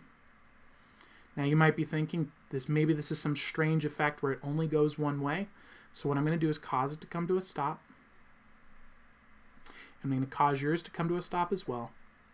And then I'm going to cause it to change directions and go left to right instead. Now finally, we're going to let the games begin. I'm going to stop it from going side to side, and we're going to cause it to spin in a circle. As yours spins in a circle as well, the fun will begin temperatures will change, objects will move, sounds will occur, odd things will happen. You let us know in the comments below as that happens, as it spins now, and we'll begin, and it will go away at the end of the show in 3, 2, 1. All right, let's see how that's working for you guys at home. Is your pendulum moving? Did you experience it moving at home? OPVs, how are we doing in chat? How are people doing? Are we having some experiences? Let's hear. Is this working? Are people entering into the paracosm? I think it's the delay. Yeah? Okay. So yes, no? Are we gotten some responses? No. No, nothing yet? Okay, let's wait for them to go. How is it working for you guys? What is this? Oh my word. Delete the Athenas. What? Why? What has Athena's done? Oh, she's just asking if we trust her. Oh, of course we trust Athena's. No, trust Dakiel. No, not at all. She's very dishonest. All right, boys and girls, so it looks like we have people who are experiencing some strange phenomenon. We have some necklaces moving here, so that's great to see going on here. We're going to move on to the next step. Now, we do have a delay here, so OPVs, as we're doing these experiments, can you please type into chat to make sure that we get those responses in real time? Athena's owl says he used something very pendulum-y, Uh-huh. and it still worked. Wow, so we were able to move something that wasn't even a pendulum, and it still moved. And if I'm not mistaken, isn't Athena Owl on the other side of the world? He's in Australia. So we just caused this motion from here to transfer to Athena's in Australia. This is fantastic, guys. Let's take this to the next step. We're going to try and do another experiment. To take part in this experiment, simply take your hands and hold your fingers like so. And you're going to place them together and squeeze them tight. Now, you don't need to go and crush them together. You don't need to make this super tough. I don't want you to have the excuse that it was like some muscle thing. Instead, just lightly, not lightly, but, firmly press them together simply so that you can know that this is what it's like when they're closed. That's all we're trying to go for here. And I want you to envision in your mind now a string beginning to wrap around the tips of your finger. And what's odd is as I count down, you'll actually begin to feel it. And you'll find out it's a very strange type of string. In 3, 2, 1. You'll feel that strange sensation now. This string is made of elastic. It is a rubber band of sorts. And it's going to pull your fingers back together in just a bit. But first, we're going to magnetize them. As your fingers get pulled together by the rubber band, you'll start to feel a tingle in between your fingers. In 3, 2, 1. Now they are charged up. You have a rubber band and a magnet on your fingers. I want you to pull your fingers apart in just a bit when I count down. And then, as you do, your fingers will pull themselves back together. Now, if you resist, you will be able to stop them.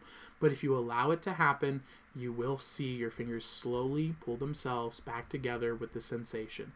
Let's have that happen here in 3, 2, 1. So as you do, you'll feel your fingers start to pull with a force, pulling them back together slowly but surely. And when they touch together, that is going to turn on your imagination in 3, 2, 1. And it's almost like you're entering into a dreamlike state where the world seems a little bit more fantastic and strange. In fact, you might notice that there is a change in the temperature of your room now as I lower my hand, and you feel like it's just a little bit colder now. In fact, you may be seeing things in the room as I say these words. Look around and let us know if you experience anything. And if you do, and you felt your fingers pulled together and you did see something, let us know in the chat because we want to ask you a very specific question. If you're experiencing these things, it means that you have a strong, powerful mind, and that is what we need to make the next part work. So, let us know in the chat what you guys are experiencing. OPVs, can you please type to make sure that they get it quickly because I know there's a delay. And that will help us speed up the process. Let's find out. Sherlock Owl says it worked. Sherlock Owl says that it worked. It All did right, not Sherlock work for Owls. Ducky Owl. Ducky Owl did not experience it. That is perfectly fine. It does take a lot of practice to work on these things. These take skill. So the more that you do this, the more powerful it'll get. But it's good to see that we have some people who are responding to it, others that are not. That's perfectly fine. This is an experiment after all. So, Sherlock Owl, I want you to now go ahead and take part in the next steps. Now, this is going to sound strange, but in a moment, I'm going to ask you to close your eyes. And when you close your eyes, it won't be like you actually closed your eyes. It will actually be like when you close them, your eyes open up and you see a new location. This could be anywhere in the world, any place, anything. So, when you close your eyes, you're going to see a location in your mind's eye. When that happens, I want you to let us know what location you see in the chat. All right. I'm going to have you close your eyes in 3, 2, 1. So when you close your eyes, it'll be as if you didn't close them, but instead open them again and see a new location in your mind's eye. When you see that happen, you can go and have the location, open your eyes up, and then it will go right back to normal. So go ahead and do that now. And let us know in the chat. I know there's a delay. How are we doing?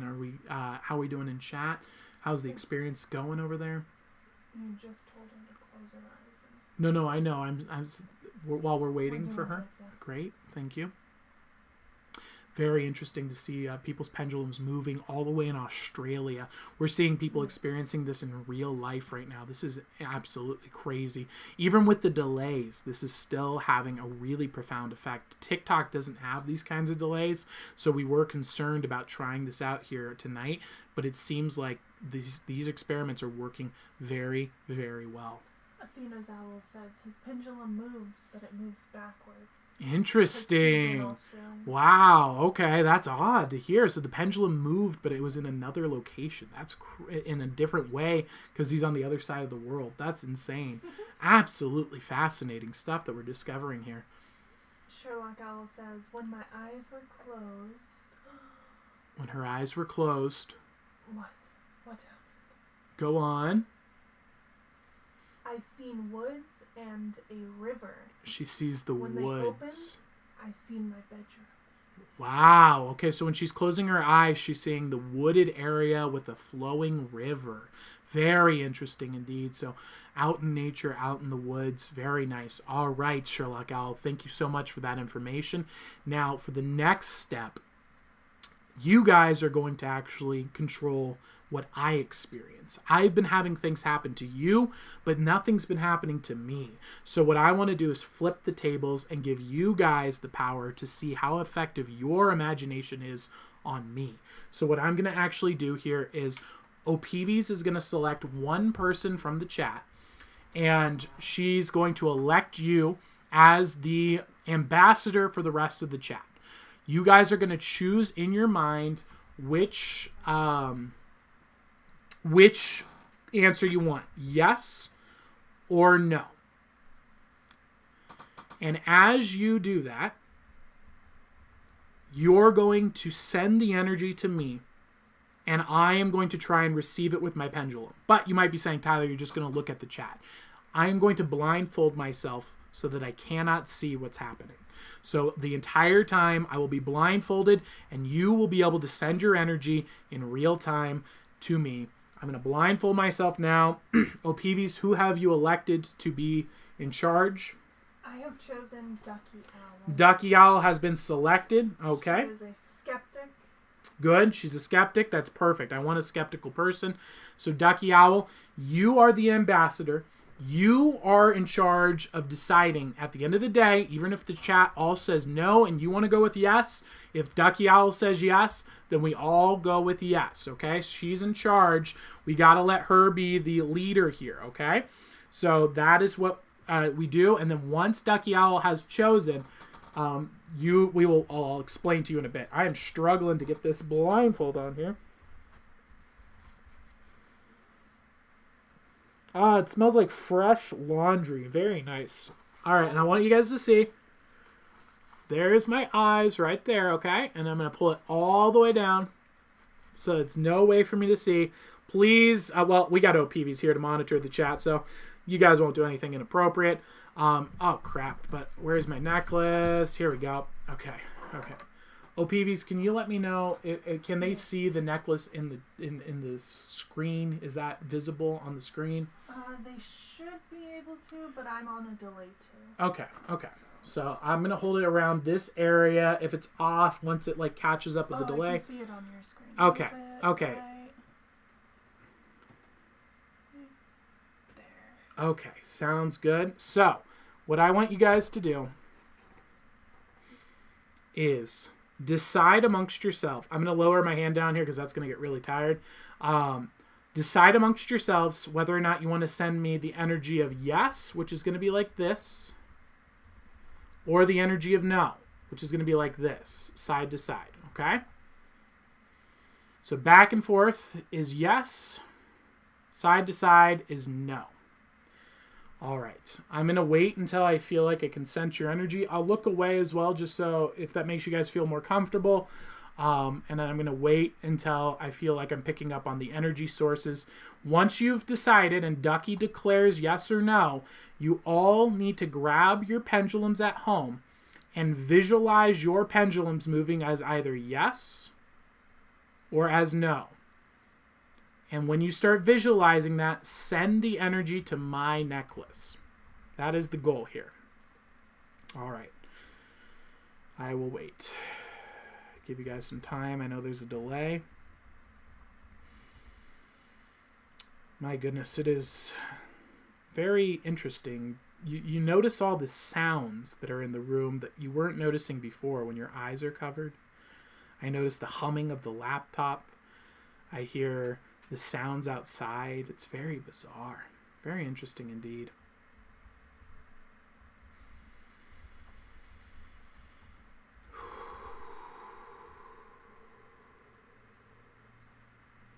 All right, I'm picking up on something. Yeah, I feel it. I feel it. Ooh, you guys have so much more powerful of an imagination than the TikTok streamers. My word, that is crazy. You got, because we have a much smaller audience here, and this feels like 10 times stronger. I'm feeling that really strong. That is a big, solid no. I am feeling that right now as a big no. Oh man, it's almost like it's confusing me. I feel like it's moving in a circle because of the energy here. Is it, oh gosh, oh my goodness.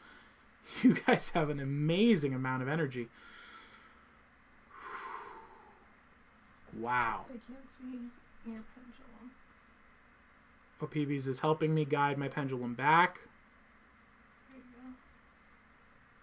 go. OPVs, could you confirm, was it moving side to side or back and forth? Yes, Awesome. it was Okay, moving it was side moving to side to side. Thank you for that. My word, that is some intense energy there. All right, so let's try it one more time here. And this time, Ducky Owl, again, same principle, decide yes or no, and that will affect which energies we send towards them. I'm going to try and line up my arm this time here. Okay.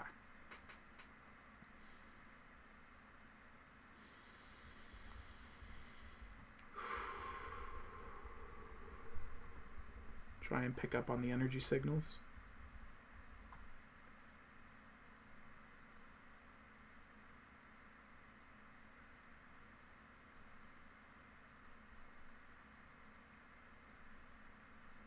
I'm not getting anything yet. Whoa. Okay. I'm feeling something there. Very interesting. Ducky Owl, you are a tricky person. I'm picking up on Ducky Owl is trying to think of the opposite in her head to try and trick me.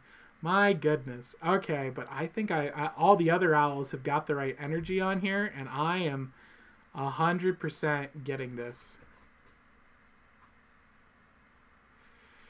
It's I'm feeling like it's a no. I'm sensing no again. I think it's no. It is a no. Oh, PB's has confirmed it's a no. All right, boys and girls. So that is my test here today. I'm going to take off the blindfold. Let's see. How are we doing in chat? My gosh. Whew, that was intense. How was that experience for you guys in chat? Did it work? Were we accurate? How did we do? Ducky Owl was trying to be tricky. She was trying to be tricky. Ducky Owl, and she said she was going to choose maybe. Oh, and it started spinning in a circle earlier. Yeah. Oh my gosh, that's crazy. That's not an option. But it still worked despite that. That's incredible. Wow, that is so amazing, guys. You guys did it. Congratulations. That is incredible, my friends. Wow, absolutely astounding. I think we can try the more advanced stuff. It's going to be hard. With the YouTube stream, doing the more advanced stuff here, guys, is going to be difficult, but I think we'll work. Let's do it. Let's risk it. Let's give it a try. If it doesn't work, it's an experiment, but I think it's time. I mean, the fact that we were able to pick up on that energy from all across Australia, I think that we are really in tune to something here tonight. So let's give this a shot. What I want you to do is place your finger right on top of where people would say your third eye is. So you're going to place your finger on top of what people would call your third eye.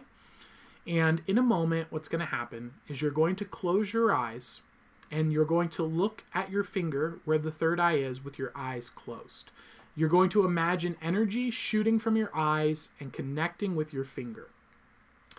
As you visualize that, you'll feel a strange tingling, almost like a stress in your eye as you put that energy into your third eye. And when you do, your eyes are going to become sealed shut. That is the goal here. So we're going to have that happen, and then I will unstick them right afterwards. Do not panic. And we will try some other stuff. So the person who has a strong effect with this and experiences some strange phenomenon, we will ask another question of as well. So make sure that you do, in fact, go with this, but you don't need to lie to make us look good. We're trying to find the person who is very strong and very intelligent and creatively gifted here. So let's get this to happen here in 3, 2, 1. You can close your eyes and then look at where your third eye would be through looking at your finger with your eyes closed. Imagine that energy coming from your eyes, connecting to your finger. And now on 3, I'm going to seal your eyes. 3, 2, 1. Keep your eyes fixated on your third eye and attempt to open them. And the more you struggle, the harder they will stay shut. You can actually feel, as you focus on your third eye, the struggle of your eyes trying to open as it's sealed by your fingers. And what I'm going to do now is release that in just a second by moving your finger off in 3, 2, 1. Take your finger off and you can open your eyes now. Try that and let's see if your eyes stuck. Now, if your eyes did stick, I want you to go ahead and look at my face now, because we're going to cause something even more bizarre to happen. This is something that no magician has ever attempted to do, but I'm going to do it for you right now as a wizard, not a magician. Look into my face and you're going to notice some very bizarre things happen here. My face is going to change and morph.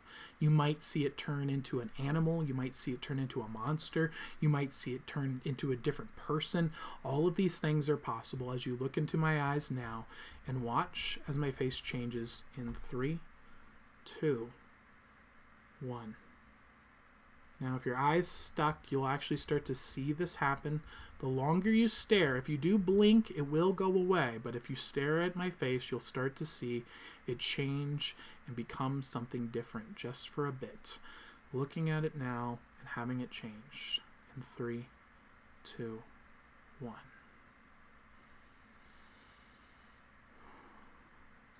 All right, now for those of you who experienced that, those of you whose eyes stuck and saw the face change, we want to select one of you. OPBs, please select one person who has had those experiences, and we're going to try and take it to the next level for that one person. So please let us know in the chat if you experienced that and what your phenomenon was. Ducky Owl said it gave her a migraine. Interesting. And did her eyes stick? Yeah. Wow, that's crazy. So we're having this working really well. Sherlock Owls worked as well. And Awesome. her eyes kind of burned. And Whoa. Very interesting. too. My goodness. Well, we'll make that feeling go away now. Sherlock Owl felt her eyes trying to open, like twitch. That's crazy. Her eyes were twitching from trying to open. That's bizarre. And then Ducky Owl said, "You went super blurry." I went super blurry. Okay, And so then it sounds went like away. so Ducky Owl was experiencing some stuff here. Okay, so let's go with Ducky Owl here. All right, Ducky Owl. Now, this is going to sound bizarre, but for you and you alone, you're about to experience something very strange. I am going to attempt to send a portal to your mind's eye. It will almost be like if you're imagining a hole opening up, but you're actually seeing it. It's hard to describe, but that's the best way I can describe it.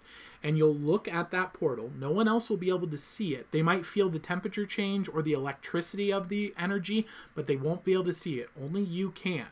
And you're going to look through that portal and see what's inside. So that's what I'm going to send to you. And I'm going to put a type of food inside that portal for you to see. Let's get this going here.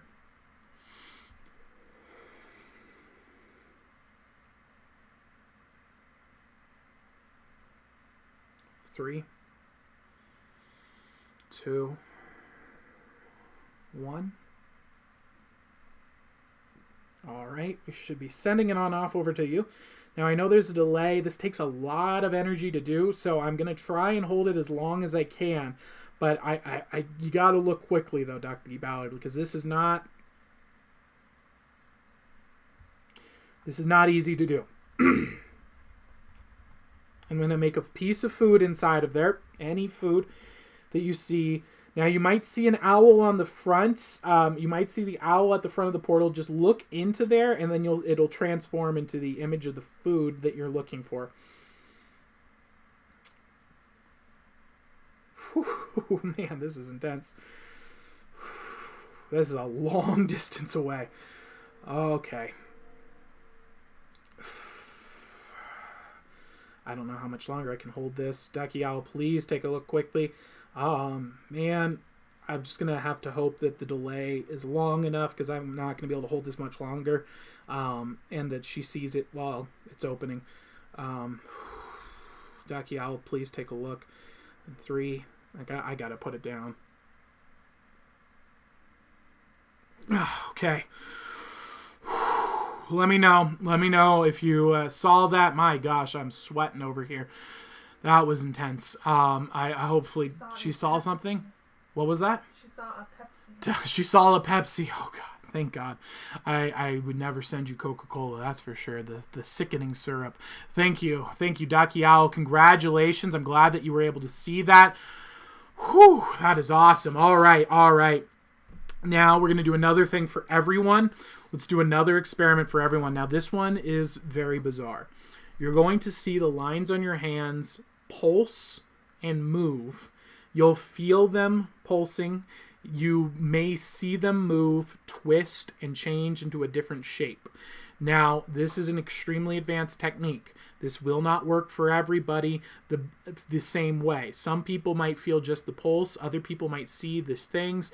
Some people will experience even more. I've had people who see a hole open up right in their hands. So keep in mind, this is advanced. So if it's not the strongest for you, that's perfectly fine. That doesn't mean you're not good at this stuff. There's very few people who are capable of accomplishing something like this. So we're going to try and take this to the next level here. Just place your hand like this. Now, you don't need to look at your hand yet. Instead, look at me. And what I'm going to do is connect my fingers here, going like this, to a pulsing sensation in your hand. So as I take my fingers like this, I'm going to cause a pulsing sensation to occur and connect with your hand. In 3, 2, 1. Now, it won't feel like much at first, just a strange little tingle. And then I'm going to do it again. And you'll feel it again in the lines of your hand over here. And I'll continue that process of making them bigger and smaller. And you'll feel it pulsing in the lines of your hand. Once you feel the sensation, I want you to look over at the lines of your hand. And you'll actually start to see them getting bigger and smaller as I'm pulsing my fingers. So you can go ahead and look over as soon as you feel the feeling right now. All right, I can feel it for myself. And so now what I'm going to do is make them get darker and deeper by moving my hand like this. You'll actually see the lines of your hands get deeper and darker on your hands. And we're going to have the ends stretch out a little bit and twist up on the ends. We're going to cause them to split open further and get further apart and then closer together. And finally, I'm going to draw the image of an owl right onto your hand. Just like this. Get the nice, there we go. And just press that on out onto your hand. And finally, I'm going to bring it right back to the way it is in 3, 2, 1. Go ahead and close up your hand, and you'll see your hand has returned to the way it was. Let me know in the comments below if you're experiencing that. Let's see what your experience was. Let's find out in the chat below. What are you guys experiencing? I want to find out in the comments. And for those of you who experienced it very well, let me know. We're going to try and take someone who had good experiences with both, with the fingers, with the eyes, and with the palms. If you had powerful experiences with all of those, you are the person that we need for the final step. How are we doing over there, Peeves? No one yet. No one yet. Well, we got the delay, right? Now, this is a very advanced technique, so if it wasn't a big success for you, that's okay. And you can let us know. Again, you don't need to lie to make us look good here.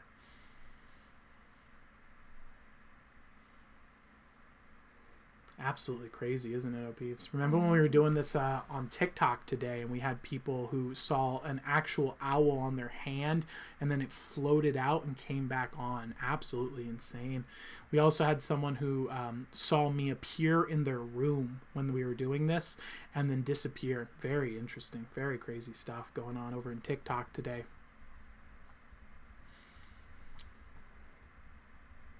Oh boy.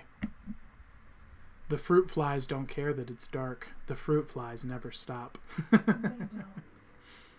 They are ruthless. They are. We're still waiting for someone. We're still waiting for a response. But did we have some experiences with the hands here? No, nothing yet? Okay. Duckyala said she just saw a hand. She saw her hand? Okay, good, good. Sherlock Owl said, not me, I'm not paying attention. Oh no! Oh no! She wasn't paying attention. That's not good. Is there anyone else?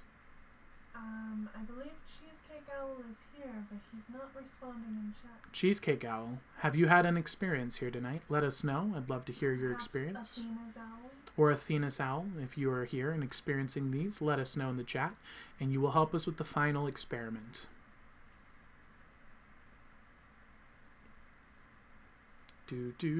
This delay is very annoying. Yes. How you doing, Peeves? Good. How are you doing in chat? Having a good time? Are we having fun? We having a good show? Owl said, only me and Sherlock in chat. Really? That's very interesting because we got quite a few people here. Wow. We have a lot of people, but I think a lot of people are probably a little... I think a lot of people are a little spooked. I think a lot of people are like, wow, this is scary. Am I able to participate? You could definitely. Let's see. Anything?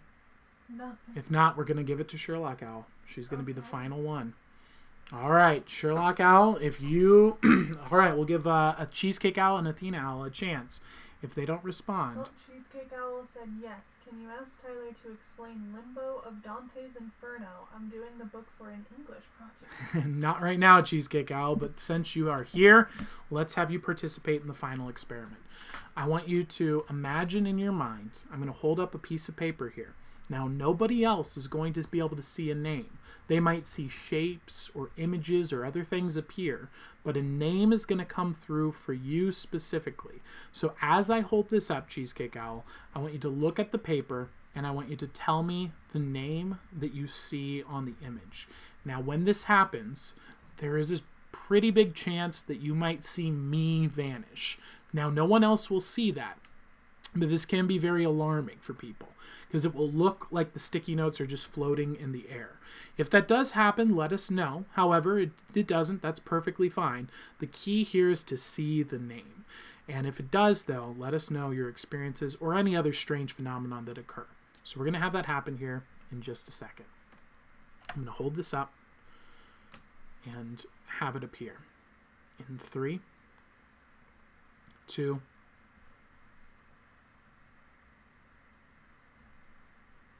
1. All right, you should see something come through onto the paper. Focus your attention. It will be in your mind's eye, so this isn't going to actually be written on there, but it will feel like it is in your mind. The name will pop into your head as you stare into the paper, and let us know what that is. Now, if you're looking at this and you see a sphere or a triangle or a square or an image, anything else, let us know as well in the chat. 3, 2, 1. I see a cross forming on there for myself. That's very cool.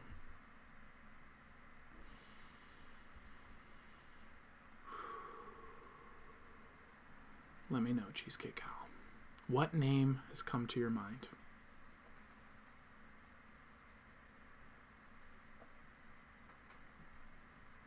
And if you experience anything else, let us know. What? Cheesecake Owl has seen a name appear on the paper, and it is called Lawrence. All right, boys and girls, so when we started this experiment, you guys experienced in real life your fingers being pulled together. You also saw your pendulum move of its own accord. Your eyes sealed themselves shut. You went through the experience of me blindfolding myself and sending me energy.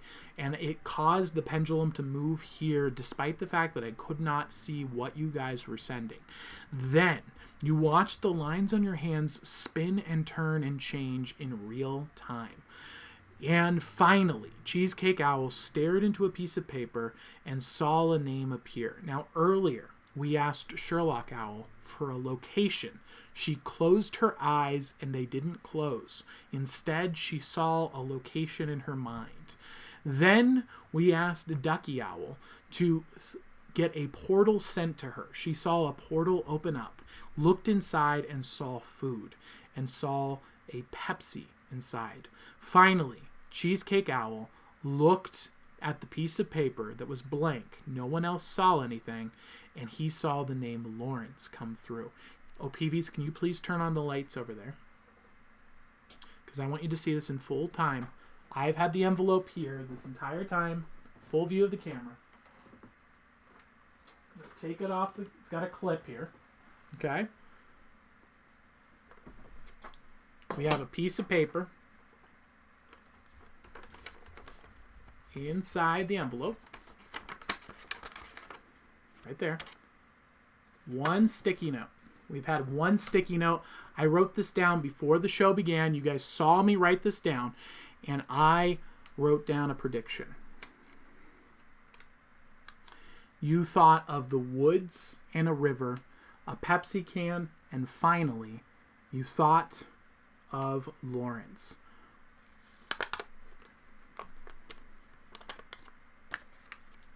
Wood with a river, can of Pepsi, and Lawrence. There you go for the camera. Right there, guys. You can see that.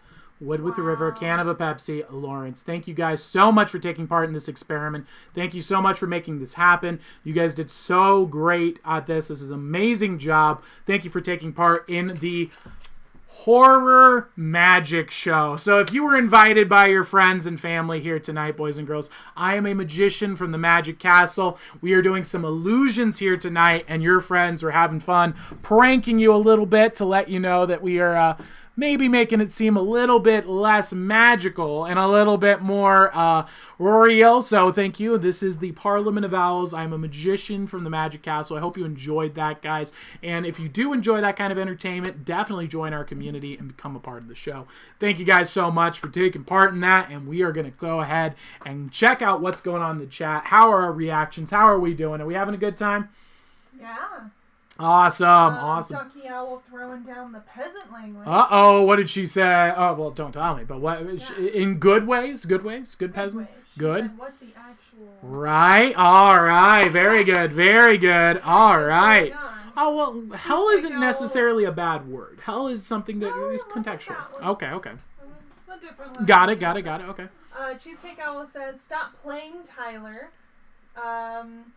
Sherlock Owl says, wow. Wow. Ducky Owl says, I want to do it again. Sherlock Ooh. Owl says, what the? That is amazing. Congratulations, guys. You did an awesome job. We even got the can. We even got the can of Pepsi. That is amazing. I'm so excited. So let us go ahead. I hope you guys enjoyed that. Let me know what you think. And that is, of course, for Stomper Owl. I don't even know if he's in chat. But we promised him a show. We promised him a show, and by golly, we gave him one. So welcome to the show, boys. And this is more along the lines of what we do over on TikTok, more readings and magic show stuff. All right, let's move on to the Paranormal Paracosm. Ducky Owl says, next time I want to see the envelope on all times. It was on all time. Was it not on camera? The whole time. Oh, maybe it was. Oh, because it was too dark. I don't know. All right, so let's take a look here at the next Paranormal Paracosm, Ghost Caught on a Camera at School. All right. It is a little hard to do the show on YouTube, though. I'm thinking it's probably best to just do them on TikToks. I don't think doing the show on the YouTube thing is good. It's just there's too much of a delay. It makes it really hard to do. Yeah. I think it's probably better to do the magic shows live on TikTok because it's got that way faster response rate. All right, but let us know what you guys think. Clearly, our viewer count agrees that they like it. So, what's up? Ducky Owl said your big head was blocking. Oh, no. I apologize for my big head. But you got a haircut. So I did get a big head. That's true. I no longer have a helmet of hair. If I get in a car accident, I will die now. It's because I'm not constantly wearing a helmet. Oh, yeah. Athena's Owl said it was behind your head most of the time. Oh, no. My apologies. Well, what are you going to do? Go watch the TikTok show. It was easier to see. Okay. All right. Let's take a look at the show here. We got, boys and girls, Ghost in a College. So this one, again, seems pretty compelling to me. It's actually pretty legit looking.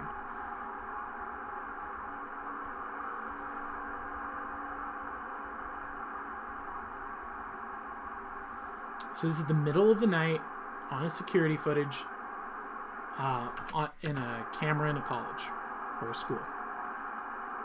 Actually, I think it's a college. Down the hallway, when there's no one around, the college is closed. A figure walks through, and then it melts right into a wall. Isn't that bizarre? Look at that.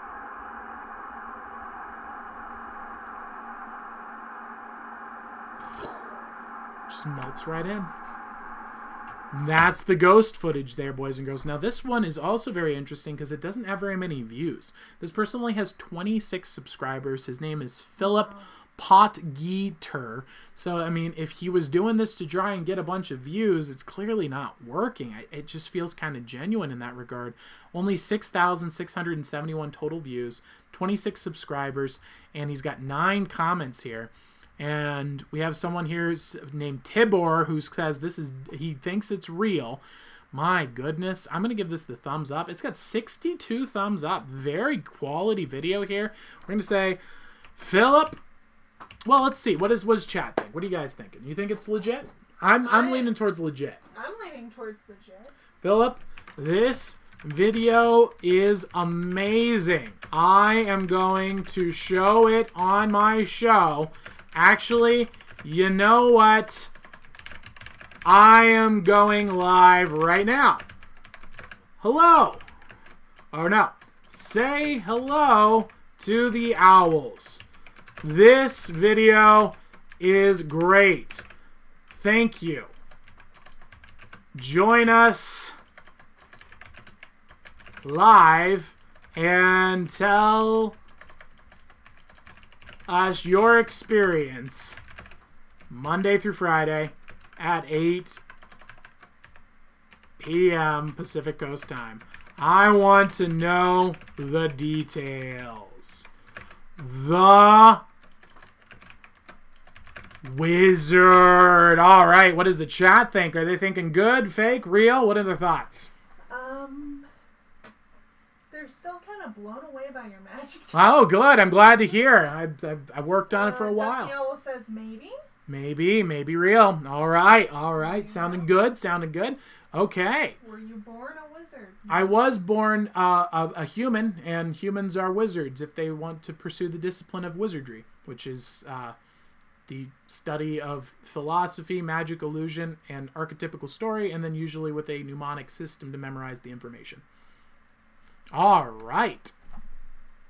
Let's take a look at the next video, or the next segment, I should say, which is practical philosophy. Tonight's comes from Carl Jung. The world will ask you who you are, and if you don't know, the world will tell you. Be a character. This is a principle that used to exist and has left our society today, but not for the owls. We support people being characters and building their character. If you don't, someone will assign a character for you. That is today's practical philosophy and the advice for you guys today.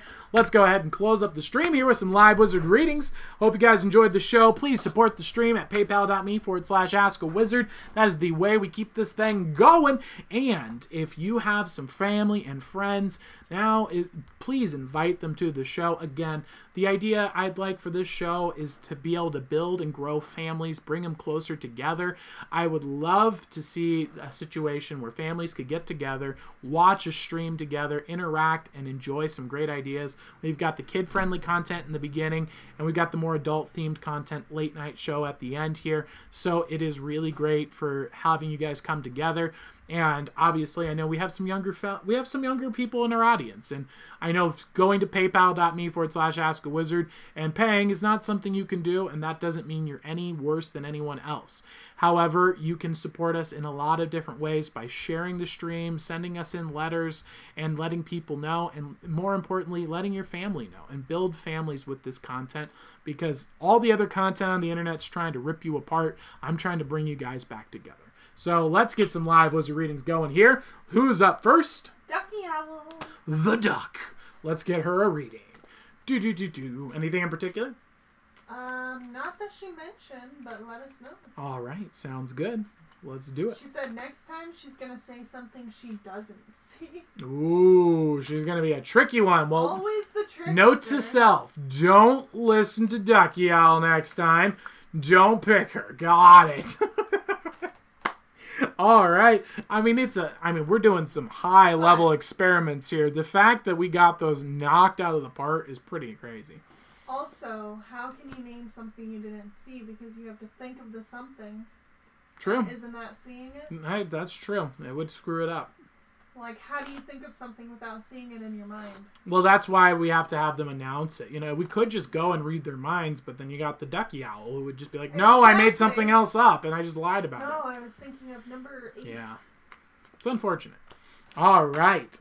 So we've got the Queen of Wands here for her. So the Queen of Wands is about patience with our spiritual principles. So Ducky, this is saying that right now you might be experiencing some negative stuff in your life. You might be going through a tough time.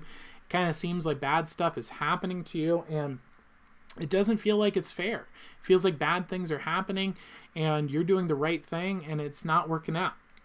However, this is an important time to realize that the Queen of Wands is saying to be patient with your principles. The things that seem like bad luck right now, you're going to look back on and realize are actually the stepping stones for something much better in your life. So that is really great to see here. It's a motivation here to say, look, I know sticking to your principles is sucking right now. It doesn't feel like it's fair, but just hold on and wait it out, and I think you'll see the light at the end of the tunnel soon. So that is the Queen of Wands there for you, Ducky. I hope that helps you out. Hope that gives you some insights. Let me know in the comments below if that helped you out. And let's move on to another reading. Which is no one. No one? All right. Cool. Well, we went late already on this show. My word. You did. My goodness. Well, I'm glad. Good Friday stream. My gosh, this is the biggest Friday stream I think we've ever had. What about Cheesecake Owl's question? Oh, Cheesecake Owl's question. Yes. What was Cheesecake Owl's question again? About Dante's Inferno. Well, I mean, but can we know? Like, Let me scroll. He also said, I'm confused on Matthew 12:40. well, I'm confused as to what Matthew 12:40 is. What is Matthew 12:40? I'll have to look that up after. But let me find your first question. Yes, let's get the first question. Ask Tyler to explain Limbo of Dante's Inferno. I'm doing the book for an English project. Yes, so Limbo is this partial, like, not hell, but is hell kind of thing. So this is where Socrates and Plato and the philosophers who didn't know Christ are stuck. And so basically they were good people. They worshiped the Logos, Jesus Christ, the light, the truth, and the way. But Christ hasn't come to save them yet. So they're stuck in this state. And the implication is that they will be saved when Jesus has his second return. But they aren't in heaven yet. And so that's kind of the idea there. So Matthew 12:40 says, For as Jonas was 3 days and 3 nights in the whale's belly, so shall the Son of Man be 3 days and 3 nights in the heart of the earth. Okay, so that's just fulfillment. So Jesus' whole deal, the only reason we read the Old Testament at all is the Old Testament is an entire series of predictions for Jesus Christ. The Old Testament is an entire document that is just unimaginably detailed, well-researched, verified, one of the most verified documents that's ever existed, historically speaking. And it is chronologically known with immense detail. If you've ever read the Bible, you might see those genealogies that they do. That's for a reason. They want to make sure that there is zero question to the authenticity of their predictions. And then what all of those different stories are doing is making prophecies. And those prophecies are the coming of Christ. They are saying the Lord himself, the embodiment of the Logos, is going to come to earth and deliver us a message, show us a path, show us how to live our life, and give us a way out of this hell. That's literally what the Old Testament is just prophesying about. So that is an example of one of the prophecies. The prophecy being fulfilled is that the Messiah would replicate the same process as Jonah from the Old Testament as the Messiah in death. He would descend into death and then rise again. And that is when Jesus died, he was placed into the little stone cave thingy, and then 3 days later rose from the dead. He says, do you believe in purgatory? I don't know. My approach typically is, if it's something that causes a lot of issues amongst Christians and it has nothing to do with salvation, I tend to just go with I don't know, because it's not important. It's not, I don't like that there's Christians that tear each other apart over things like, well, what does the Trinity really mean though? How does it look like? It's like, okay, we'll find out when we go to heaven. Let's ask God. How about we worry about not being in debt? How about we worry about not, envying our neighbors? How about we worry about living good, strong, moral lives? We know those are set in stone. We don't have any debate on those. There's a scripture straight up there that's very clear. Let's focus on those things that we all agree upon, and there's little tiny details here and there. It's not meaningful. We're going to find out in a couple hundred years anyway, and not to say that we're going to... I'm saying a couple hundred years because everyone will be dead in a couple hundred years. I'm not saying Jesus is coming in a couple hundred years. Just, I have no way of knowing. No one knows. But I'm just picking a number because everyone will be dead within 200 years, no matter how old or young you are. So we'll find out. When we get there, you'll find out and you'll know. And so that's what I would do with those kinds of questions. Sounds good. Awesome. All right. Is that it? Yeah, that's it. All right, boys and girls. Well, thank you guys so much for joining the stream. Thank you so much for supporting us and what we're doing here. Thank you. We're going to be live again, same place, same time, Monday through Friday here at 8 p.m. Pacific Coast time. And if you enjoy the stream, thank you so much. Please give us some feedback. Let us know, how can we make this better for you? What can we do to grow it for you and make it better? Because I want to make the best show on the internet for you guys and you guys alone. 1,000 owls is the goal, and every step we can take to get one more owl under the flock is a step towards that dream. So thank you guys so much for joining. We'll see you all on Monday, and feel free to text us in the Discord and whatnot, and we'll see you all there soon. Have a good evening. Good night.